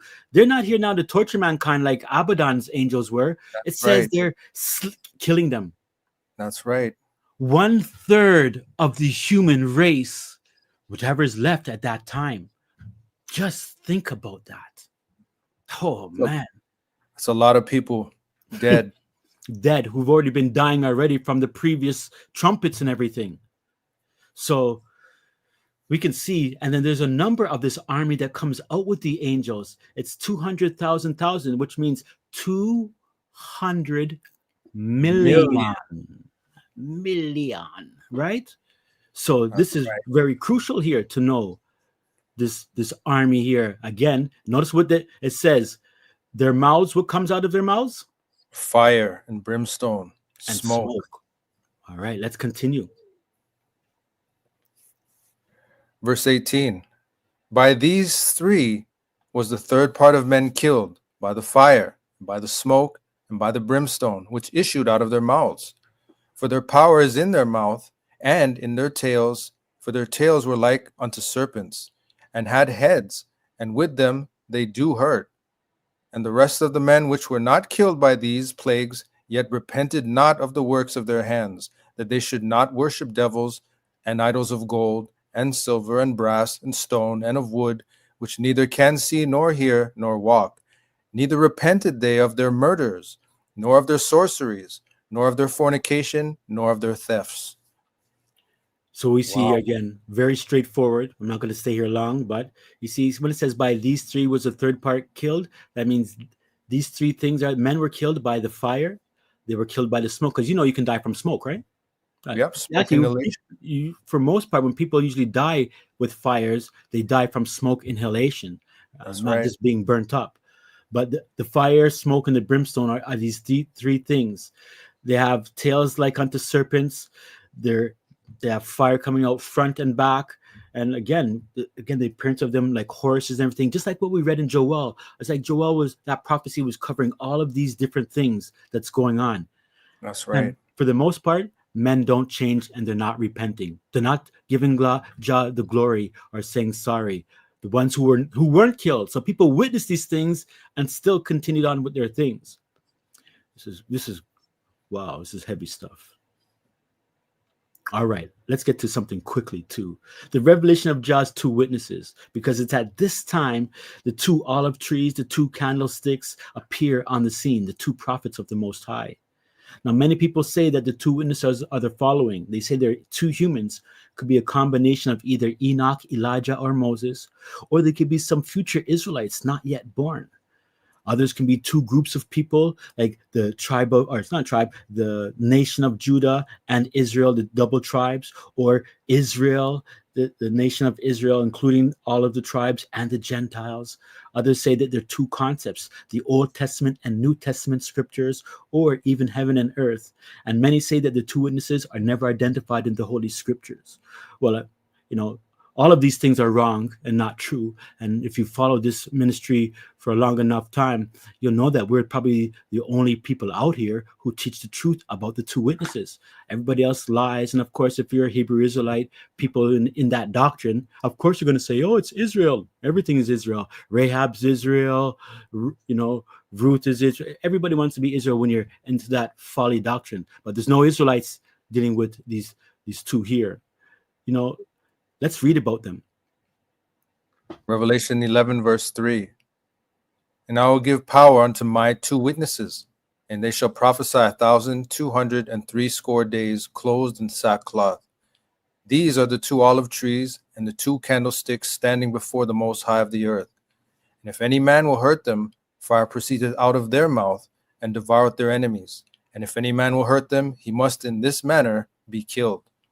These have power to shut heaven, that it rain not in the days of their prophecy, and have power over waters to turn them to blood, and to smite the earth with all plagues as often as they will. So they're on the scene here when it says 1,260 days. That's for 3.5 years. The two witnesses are on the scene. Notice something about them. Fire comes out of their mouth. That don't happen with regular human beings. You don't know that already. But the Most That's High right. could give us power to do those things. But I mean, we just read a little bit about some other angels, and it seemed like fire came out of their mouth too, That's right. right? That's There's right. something going on here, right? They have great power here to do certain things. Notice what they are, though. Notice again the description. Let's look at their description. One thing is that they prophesy with sackcloth, right? And sackcloth, as you know, it's a symbol of humility, mourning, and repentance. So when the two witnesses come on the scene, they're going to be encouraging people to repent. They're going to be fighting the wicked world. People are going to try to hurt them, and they're going to blow them off with fire and everything. And guess what? Abaddon and the four angels are on the earth too, you know. That's right. Oh, this is incredible stuff. Yes, you're going to soon see that they link up, but they're on the earth, these angelic beings. So again, when we were looking at the time frame, 3.5 years is the 1260 days and is also 42 months. That's just important to know. They cover the same time period. Continuing. Revelation 11, verse 7. And when they shall have finished their testimony, the beast that ascendeth out of the bottomless pit, which is Abaddon, shall make war against them, and shall overcome them and kill them. And their dead bodies shall lie in the street of the great city, which spiritually is called Sodom and Egypt, where also our Master was crucified. Mm. And they of the people and kindreds and tongues and nations shall see their dead bodies 3 days and a half, and shall not allow their dead bodies to be put in graves. And they that dwell upon the earth shall rejoice over them, and make merry, and shall send gifts one to another, because of these two prophets tormented them that dwelt on the earth. All right. So we see that the beast from the bottomless pit, who's an angel, he's going to go war against, these two witnesses. I mean, if there were just two regular men, it wouldn't be hard for him to deal with that, because he's got an army. He's also ahead of the army of the four angels that are loose. Remember, they're still in the scene too. And That's right. evil loves evil. You understand? They all link up. Man, Abaddon could be like, yo, brethren from the Euphrates, come over here and help. We have to take these guys out. Anyways, they die in Israel, Jerusalem, because that's where the Messiah was crucified, outside of Jerusalem. Their bodies are not put into graves, and for it says that they're not allowed. They don't put their bodies into graves, and the world is happy. You understand? They're making merry because these prophets tormented them, but these are the righteous prophets. And one thing I want to let you know right off the bat: the people who are sealed, the sealed children of the Most High, they're on the earth too. And remember, there's a lot of evil going on, and these righteous two witnesses here, they're as well working with Jah's people. Let's continue. Verse 11. And after 3 days and a half, the spirit of life from Jah entered into them, and they stood upon their feet. And great fear fell upon them which saw them. And they heard a great voice from heaven, saying unto them, Come up hither. And they ascended up to heaven in a cloud, and their enemies beheld them. And the same hour was there a great earthquake, and the 10th part of the city fell. And in the earthquake were slain of men 7,000. And the remnant were affrighted, and gave glory to the mighty one of heaven. The second woe is past, and behold, the third woe cometh quickly. So we see that after 3.5 literal days, this is 3.5 days, that they come back to life. You understand? And remember, after 4 days, your body decomposes, but 3 days and 3.5, just like the Messiah, as well. He was 3 days, but notice that they ascend to heaven because that's where they came from in the first place. That's right. They're not human beings, and we're going to make this very kind of plain in a second. But notice here that it says when this earthquake comes and everything, the remnant were frightened, and it says that the people gave glory to the mighty one of heaven. Unlike the other part where it says men never repented, right? We get an understanding here that the remnant could be the remnant of the people who are on, it could be just people too, but they're giving glory to the Most High. So the second woe is past, and the third one is coming quickly. So now, as we've seen about these two witnesses, when we see that there's these clues, there are two witnesses, there are two olive trees, they're called two candlesticks, there are two anointed ones, there are two prophets, the holy oil runs through them, you're going to see, and they stand in the presence of the Most High. This is most of the description that we have of these two witnesses. Mm-hmm. So let's take a look at Zechariah chapter 4. Zechariah 4, verse 1. And the angel that talked with me came again, and waked me, as a man that is wakened out of his sleep, and said unto me, What seest thou? And I said, I have looked, and behold, a candlestick all of gold, with a bowl upon the top of it, and his 7 lamps thereon, and 7 pipes to the 7 lamps, which are upon the top thereof, and 2 olive trees by it, one upon the right side of the bowl, and the other upon the left side thereof. So I answered and spake to the angel that talked with me, saying, What are these, my master? Verse 12. And I answered again and said unto him, What be these 2 olive branches, which through the 2 golden pipes empty the golden oil out of themselves? And he answered me and said, Knowest thou not what these be? And I said, No, my master. Then said he, These are the 2 anointed ones that stand by the Most High of the whole earth. Wow. So we see that these 2 anointed ones, they're anointed ones. They're 2 olive, known as olive trees or olive branches. Remember that? Olive trees and olive branches. Notice that there's 2 of them. They're anointed, you understand? And what the key here, they stand by the Most High of the whole earth. They're standing in his presence. You understand? That's right. Human beings right now are not in the Most High's presence. But we know what's in Most High's presence all the time in heaven. The only things that are acceptable up there, angels. That's You right. understand? And you're going to learn that these 2 anointed ones, if you don't know by now, they are angels. So we have this clue here: 2 olive trees, 2 olive branches, golden pipes, the golden oil. They stand by the Most High of the whole earth. They're anointed ones. Right? In Revelation chapter 11, we read they're called his that's wrong there. My 2 witnesses. They're known as 2 olive trees as well. 2 prophets, 2 candlesticks, standing by the Most High of the whole earth. And then what does it say here in Luke, brother? Luke chapter 1, verse 19. And the angel answering said unto him, I am Gabriel, that stand in the presence of Jah, and am sent to speak unto thee, and to show thee these glad tidings. So right off the bat, you look at Zechariah, 2 olive trees, 2 olive trees. So we know Zechariah and Revelation are speaking about the same beings. But notice what Gabriel says here. He stands what? In the presence of Jah. Just like how here, standing before the Most High of the earth, that stand by the Most High of the earth. He says that I am one that stands in the presence of Jah. So right off the bat, we know Gabriel is a being that's in the Most High's presence. And to be honest, he's one of the 2 witnesses. That's right. I mean, when we just think of the 2 witnesses, you could just look at the Ark of the Covenant. Just think about it. The Ark of the Covenant is supposed to be the Most High's throne. 1 Samuel 4, verse 4. So the people sent to Shiloh, that they might bring forth thence the ark of the covenant of Jah of hosts, which dwelleth between the cherubims. And the 2 sons of Eli, Hophni and Phinehas, were there with the ark of the covenant of Jah. Okay, so this is the Ark of the Covenant. And what we see on the Ark of the Covenant present are 2 cherubim, 2 angels. These represent Michael and Gabriel. You understand? Very That's right. clearly. They do his bidding, the Most High's bidding. They're in his presence, right? We notice also that they were called 2 olive trees, those 2 anointed ones, right? That's right. Let's look at what happens here in 1 Kings chapter 6. This is the temple that Solomon built. 1 Kings 6, verse 23. And within the oracle he made 2 cherubims of olive tree, each 10 cubits high. And the other cherub was 10 cubits. Both the cherubims were of one measure and one size, and their wings touched one another in the midst of the house. And he overlaid the cherubims with gold. Yeah, with some royalty business. So what are the cherubims made from?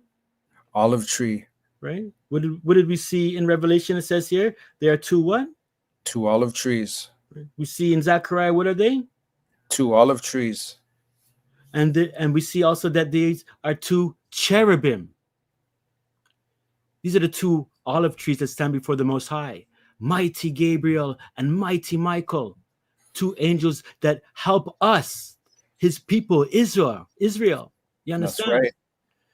There's none other clues that can be any more clear to know that the 2 witnesses are Gabriel and Michael. They are the 2 archangels that stand before the Most High. They are the 2 olive trees olive trees that were depicted in the Temple of Solomon and in Zechariah's vision. They are the two candlesticks of light, because even the candlesticks of light represent the angels as well. Because if you remember, the seven candlestick menorah represented the seven angels. That's right. So there's without a doubt here that these two witnesses here are Gabriel and Michael. And I mean, I'm just going to go through this quickly, Brother Javed, if you don't mind. I'm just going to highlight, Yes. I'm going to highlight where you can see these men. Even in Daniel's time, it says, even the man Gabriel. Daniel 10, it says, but the prince, this is Gabriel talking now. The prince of the kingdom of Persia withstood him. So that means the kingdom of Persia is that there's a prince there. It's also an evil angel. You can read this one though, brother. You know what? Read this one. This is good to read. Okay. Daniel 10, verse 13. But the prince of the kingdom of Persia withstood me 21 days. But lo, Michael, one of the chief princes, came to help me, and I remained there with the kings of Persia. But I will show thee that which is noted in the scripture of truth, and there is none that holdeth with me in these things, but Michael your prince. Wow, Michael, who? Your prince. And this is Gabriel talking right now. From Daniel chapter 9, Gabriel came to see Daniel. And now you see that Gabriel was also, he says he was held up by the prince of the kingdom of Persia. It withstood him for 21 days. This is not no fleshly king. This is letting you know, again, like I said before, evil spirits are in these kings, in these politicians. Right. That's right. You're not going to be able to see because spirits are evil, but it's them. If you want to see the evil spirits, you have to look at human beings sometime. And again, notice he says, I will show thee things. He's like a prophet noted in the scriptures of truth, right? Michael is with him. Gabriel and Michael again. Daniel 12, verse 1. And at that time shall Michael stand up, the great prince which standeth for the children of thy people. And there shall be a time of trouble, such as never was since there was a nation even to that same time. And at that time thy holy people shall be delivered, every one that shall be found written in the book. Revelation 12, verse 7. And there was war in heaven. Michael and his angels fought against the dragon, and the dragon fought and his angels. So one thing I'm letting you know is that you can see that Michael is in the future. Revelation is the future. Daniel's telling you that there's going to be a time of trouble. That's the tribulation. And it says Michael is going to stand up, the great prince. He's going to stand up for thy people. That's exactly what we're just reading in Revelation. That's When right. Michael and Gabriel are on the earth as the two witnesses, that's the time of trouble for the Israelites or the true believers in the Messiah. You understand? All Messians, which are Israel as well, of course. So this is letting you know again, very clearly, the two witnesses are Michael and Gabriel. People want to say that there's something else. They're wrong. The scriptures are very clear. See, remember, it was two angels that came with the Messiah to visit Abraham, and they were witnesses to Sodom's sins, and they rescued Lot from that wicked place before they called down fire and brimstone on it themselves. They said they're going to destroy it. They're known as two olive trees, two candles, two prophets. The two angels are witnesses at the Messiah's conception and his birth. Two angels were witnesses at the resurrection of the Messiah. Because if you remember, the angels who witnessed at the Messiah's conception, Gabriel came to visit Zechariah, Gabriel came to visit Miriam, and then there was another separate angel that visited the shepherds with the holy host of angels in the sky. That's Michael and his angels. And then at the resurrection, remember, there was two angels, one sitting at his head, one sitting at where his feet were. The angels were also witnesses to the ascension of the Messiah when he went to heaven, because when the apostles were looking up into heaven, Michael and Gabriel appeared unto them and said, hey, why do you guys stand looking up into heaven? And they were men who were wearing shining garments. These two angels are cherubim are on the Ark of the Covenant. They're made of olive trees in the temple. They continue standing in the presence of Jah, who is the Holy Spirit. So this is to let you know very clearly, if anyone wants to talk about who the two witnesses are, you know who they are now. And you can go scour the internet and see if anybody's teaching these things. You'll see that they're not. They all say something different. The Bible. And of course, Hebrew Israelites going to say it's Israelites. But the scriptures that I've shown you are very clear. And I did a whole lesson on this, which is an hour long, to get into the depths of it. But as you can see, we have not much time left, and I want to continue. So we're now at the seventh trumpet. During the seventh trumpet, it's also known as the third woe, right? This is near the end. The nations are angry. This is where the 7 bowls or the 7 plagues and 7 vials are going to be poured out, and the judgment and everything. So this third woe here deals with the 7th trumpet. It's during this woe, which lasts also 3.5 years. So that the first when the Israelites were on the scene, the 2 witnesses were on the scene, that was 3.5 years. And then now when they gone to heaven, the second woe was over. This is now the beastly kingdom for 3.5 years also on the scene. A total of 7. There's war in heaven occurs during this time. Satan is cast down to the earth, persecutes and kills 1/3 of the remnant of believers. That's the 1/3 of the stars of heaven that he cast to the earth, not angels, human beings, Israelites. The woman of Revelation 12 will be protected in the wilderness for this period of 1260 days, which is 3.5 years. Michael and Gabriel were the ones who gathered these Israelites and brought them into the wilderness. Now the 7 last plagues devastate the earth, and Babylon the Great, the mother of harlots, is overthrown. The economies of all nations completely shut down. And then Jehoshua the Messiah returns to the earth to fight that first battle of Armageddon. So at least now we're getting a good understanding of the coming of the Messiah. You see how technical it can really be. You understand? It's not like what people talk and try to make it seem so simple. So let's read a few of these things here. Revelation 12, verse 6. And the woman fled into the wilderness, where she hath a place prepared of Jah, that they should feed her there 1,260 days, which is 3.5 years. Mm-hmm. And there was war in heaven. Michael and his angels fought against the dragon, and the dragon fought and his angels, and prevailed not. Neither was their place found any more in heaven. And the great dragon was cast out, that old serpent called the devil and Satan, which deceiveth the whole world. He was cast out into the earth, and his angels were cast out with him. So we can see, it says the woman, which is the Israelites, fled into the wilderness. She has a place prepared of her. So again, it's for 3.5 years. Notice it says here, and they should feed her there. Who should feed her there? Who gathered them in the first place? Right, the 2 witnesses. Those are the ones who are going to feed the Israelites and help them to be nourished during this 3.5 years as well. Right? Notice it says there was war in heaven. Satan is cast out. Now, I know some people may say, well, hey, you know what? And angels can't die. And there's a certain, well, we know evil angels are going to be destroyed, but good angels. So why are you saying that Michael and Gabriel died? Well, like I said before, they were temporarily dead. They can't really die, and God never allowed them to die. They were just temporarily dead. And notice that when they were temporarily dead, they were also destroyed by another army of angels. So human beings can't kill, these angels. But I mean, if there's going to be war in heaven, and we see that Satan is fighting Mike, I mean, these guys are not, this war is not tiddlywinks. Somebody's got to get hurt. Angels can hurt each other. Angels can tie them up. They could probably even kill each other. You understand? Otherwise, why would it even be war if nobody can die? It's like, all right, just forever, let's keep fighting. Oh, that didn't hurt. That didn't hurt. That didn't hurt. It doesn't make no sense. So a lot of people run me down and say, oh, angels can't die. It can't be Michael and Gabriel. But it says that, he resurrected them again after 3.5 days. And I mean, let's look at the Son of the Most High, Jehoshua, Yahshua, Yahweh, Jesus the Christ, our Savior, who's the creator of this universe. Yeah. He created by the power of the Most High. He existed before. He's not supposed to be able to die, but he died for 3 days temporarily and came back to life and is alive forevermore. So why can't these angels? It's very simple, right? Yeah.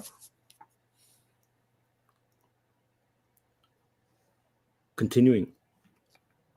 Revelation 12, verse 10. And I heard a loud voice saying in heaven, now is come salvation and strength and the kingdom of our El and the power of his Messiah. For the accuser of our brethren is cast down, which accused them before Jah day and night. And they overcame him by the blood of the Lamb, and by the word of their testimony, and they loved not their lives unto the death. Therefore rejoice, ye heavens, and ye that dwell in them. Woe to the inhabitants of the earth and of the sea, for the devil is come down unto you, having great wrath, because he knoweth he hath but a short time. And when the dragon saw that he was cast out into the earth, he persecuted the woman which brought forth the man-child. Now, woman again were the Israelites, right? Continuing. That's right.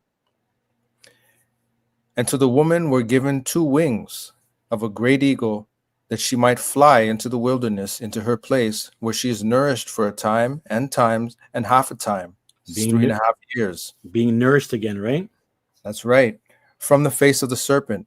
And the serpent cast out of his mouth water as a flood after the woman, that he might cause her to be carried away of the flood. And the earth helped the woman, and the earth opened her mouth and swallowed up the flood, which the dragon cast out of his mouth. And the dragon was wroth with the woman, and went to make war with the remnant of her seed, which keep the commandments of Jah, and have the testimony of Joshua the Messiah. All right. So very important here to see when it says that the women were given 2 wings of a great eagle. These are the 2 angels, Michael and Gabriel, that help to gather. Remember, it says the angels gather his servants. They're the ones that have been brought into this wilderness. They're the ones that are nourishing, these people for this time. And you'll notice that it says the serpent cast out of his mouth the water as a flood. What it means is that he ordered armies to go after the Israelites, or the people, the believers, the Messians who are in the wilderness. He went to go look for them, right? That's right. And it says that the earth helped the woman and opened her mouth, and it swallowed up that flood of that army, that military army. And remember, this is dealing with the Exodus. When did we see something else? Another army gets swallowed up. When Pharaoh chased Israel from Egypt. Oh, that's right. What does it say there in Exodus 15, brother? Verse 12, thou stretchest out thy right hand, and the earth swallowed them up. And this is referring to that same thing. When it says the earth, it's talking about the water. Earth and water are considered at times, to have that synonymous flavor.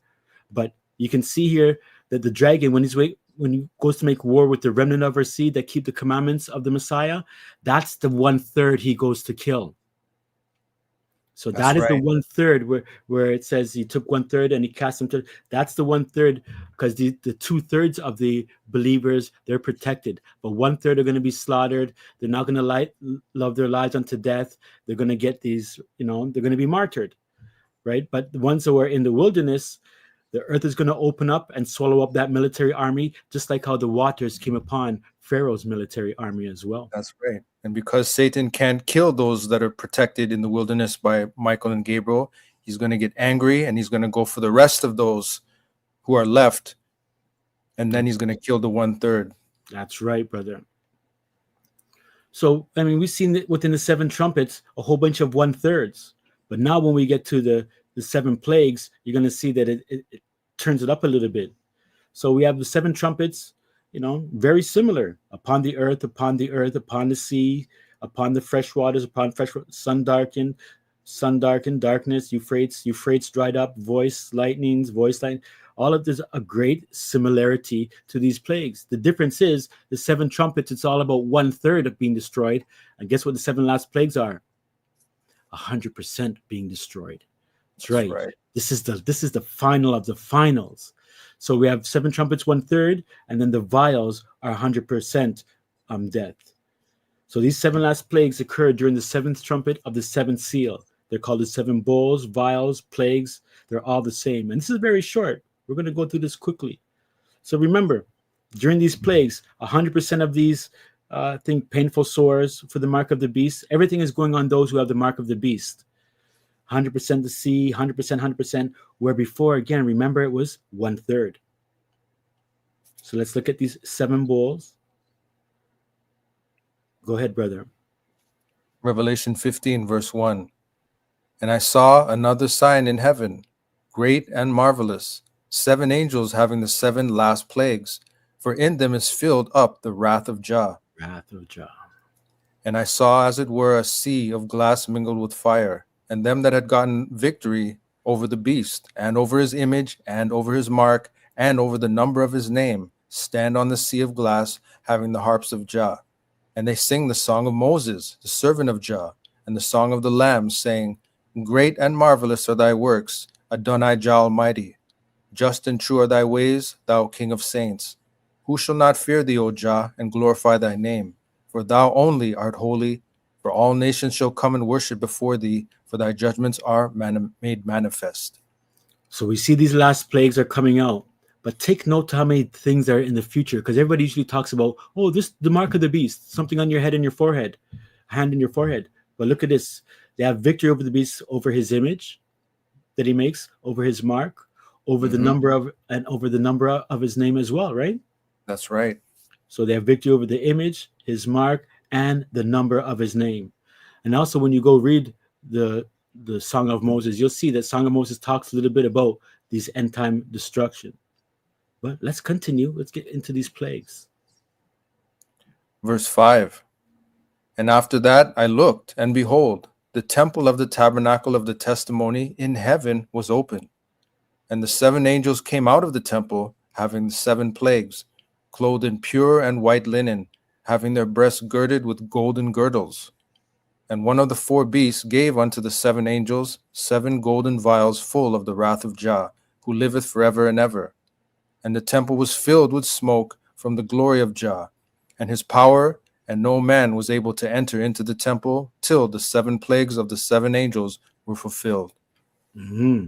So we're in the 7th trumpet, the 3rd woe. We're getting into the 7 vials of wrath. Everything is 100%. Each one is only one verse, so we'll be through this quick. So the first bowl is a plague of boils, sores that affect mankind. Okay, just so you know what that is, and let's read the verse for it. Revelation 16, verse 1. And I heard a great voice out of the temple, saying to the 7 angels, Go your ways, and pour out the vials of the wrath of Jah upon the earth. And the first went, and poured out his vial upon the earth. And there fell a noisome and grievous sore upon the men that had the mark of the beast, and upon them which worship his image. So noisome also means like very evil. So this is grievous sore. Remember, if the plagues are getting worse as we get along, you can know what's going on here. So if they have the mark of the beast and they worship his image, again, they get the first plague. That's right. Consider taking the mark of the beast. It's like a death. It's like death. You're receiving death upon you. Yeah. You made a covenant with death. You're getting the mark of death. Yeah. The second vial was a sea of blood. Revelation 16, verse 3. And the second angel poured out his vial upon the sea, and it became as the blood of a dead man, and every living creature died in the sea. What does that say? Sold? Yeah, every. Oh, you know what it said? My bad. That's first a typo, but it said soul. Every living soul died in the sea. But I put creature, and I spelled soul wrong. I put sold. But creatures, that's what it means, right? Obviously, it's talking about the animals in the waters, right? Yes. So it says, how many of them died? Every living. Family. All of marine life gets destroyed. Everything. Wow. That's the second plague, right? Everything in the oceans die. Let's go to the third vial, the third plague. Verse 4. And the third angel poured out his vial upon the rivers and fountains of waters, and they became blood. And I heard the angel of the waters say, Thou art righteous, O Jah, which art and was and shall be, because thou hast judged thus. You have judged us. Verse 6. For they have shed the blood of the saints and prophets, and thou hast given them blood to drink, for they are worthy. And I heard another out of the altar say, Even so, Master Jah Almighty, true and righteous are thy judgments. So all the waters now turn to blood, not the 1/3 business. Nobody ain't drinking anything anymore. You open up that pipe, blood's coming out of it. And it's because he says, because they killed all the wicked, these wicked people killed all the righteous people, and they're responsible for those things even before them. They're the descendants. That's right. So they're gonna get upon them what they did to Jah's people. That's right. The fourth plague is oppressive heat. The sun scorches. This is the fourth plague. Take a look right up here. Go ahead, brother. Verse 8, Revelation 16. And the fourth angel poured out his vial upon the sun, and power was given unto him to scorch men with fire. And men were scorched with great heat, and blasphemed the name of Jah, which hath power over these plagues, and they repented not to give him glory. Wow. So they're going through all the turmoil and still scorched with great heat and still won't repent. Wow. And they're Wow. going to probably say something like global warming and all that folliness, but it has nothing to do with that. These times are dread. Wow. The fifth seal or bowl deals with darkness. Go ahead, brother. Revelation 16, verse 10. And the fifth angel poured out his vial upon the seat of the beast, and his kingdom was full of darkness. And they gnawed their tongues for pain, and blasphemed the King of heaven because of their pains and their sores, and repented not for their deeds. So as you can see on the screen again, Abaddon is a part of this beast, but remember, he's a spirit that exists inside a man now. I hope you're getting that understanding. So people aren't repenting again. Now we have the sixth bowl poured out on the Euphrates. Revelation 16, verse 12. And the sixth angel poured out his vial upon the great river Euphrates, and the water thereof was dried up, that the way of the kings of the east might be prepared. And I saw three unclean spirits like frogs come out of the mouth of the dragon, and out of the mouth of the beast, and out of the mouth of the false prophet. For they are the spirits of devils, working miracles which go forth unto the kings of the earth and of the whole world, to gather them to the battle of that great day of Jah Almighty. Behold, I come as a thief. Blessed is he that watcheth and keepeth his garments, lest he walk naked, and they see his shame. And he gathered them together into a place called in the Hebrew tongue Armageddon. All right. So one more time here we see, this is the sixth angel. We've read this before. Now you know who these three evil spirits are, right? Abaddon, the adversary, and let's just call him the lying spirit, the false prophet. So now the seventh vial bowl, a great earthquake, the city splits in three, and Babylon is remembered. Continue there, brother. Verse 17. And the seventh angel poured out his vial into the air, and there came a great voice out of the temple of heaven from the throne, saying, It is done.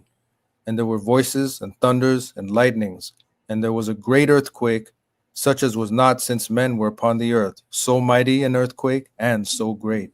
And the great city was divided into three parts, and the cities of the nations fell. And great Babylon came in remembrance before Jah, to give unto her the cup of the wine of the fierceness of his wrath. Wow. So we see a very major earthquake. All the cities drop dead, get flat.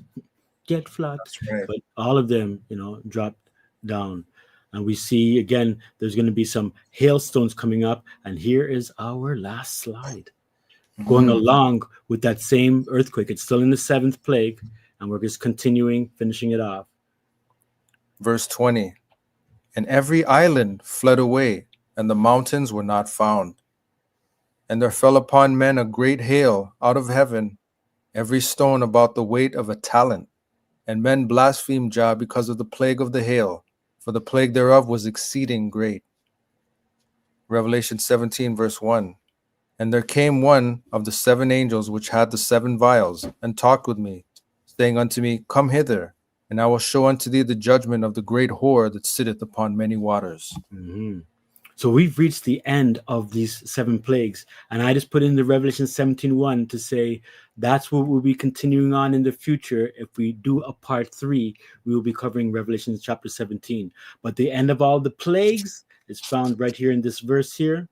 We can see that it says when it says every island fled away and the mountains were not found, it means that they all crumbled.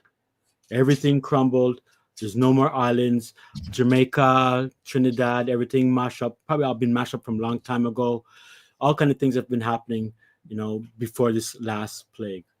That's so as right. always, I want to give all praise, glory, and honor to Jah, Yah, our Abba, and his only begotten son, Jehoshua the Messiah, the Nazarite that died for our sins, that we may have eternal life. I want to thank everyone for watching today's lesson. It was very deep. I hope you got some great understanding. And I give praise to the Most High for a good insight into this understanding so that we can, not be caught up into the false prophecies of when the end time is and what's going on. These things have to happen. If you haven't seen part 1, please watch part 1 to get the 7 seals area. But from the trumpets to the vials, I do believe everything is done in order and done decently. And I just want to give the Most High thanks for these things. Thank you, Brother Javid. Thanks to the brothers and sisters of Zion. You know who you are. Auntie Alma, Mama Greg, and the rest of the Zion crew. Janessa, Carice, Andrea, Monroe, children, and Isaiah, Johnny, Ray. Know Yeah, yourself, one love. Yeah, man. Respect to Isaiah again. Princess Trinidad, one love. John, Jamie, Abishur, Lady G, Janessa. I think I said already. Yeah, bless up FM Gaming. Bless up everyone. One love. Yeah, man. Bless up. Stop. Praise John and Son Joshua for all of thanks. Give thanks. Yes. Yes, give thanks. Thank you everyone for watching and for always sticking in that extra 8-9 minutes. Nonetheless, it was worth it. Have a blessed week. And I don't think I'll be continuing with this topic in terms of mystery Babylon on the scene, but I will continue sometime. I like to kind of mix it up a little bit, and we'll go into something with the Most High's will, spare our lives and everything. Next week we'll have another lesson. All right. Thank you, thanks, brother Sean. Thanks, brother Javid. Yeah, man. All the brethren and sistren, have a blessed week. Take these things to heart and keep the faith.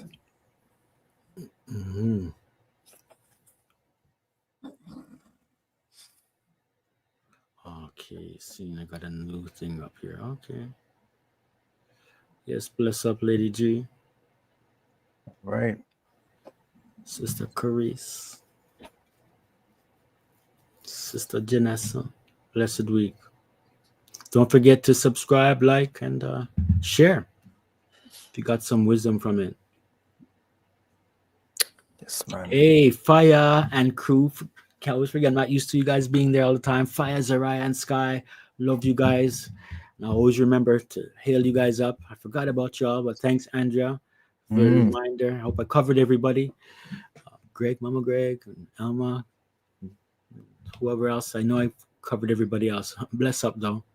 And thanks. Wow. All right, Brother Javid. Yes, Brother Sean. See you shortly. Bless up, everyone. Have a good week. And praise John, his son Joshua. Praise him. Out. Out. That was the end of part 2. Okay.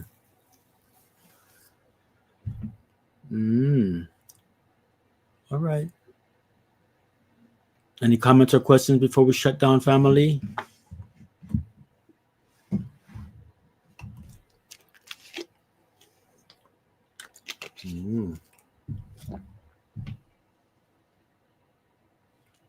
All right.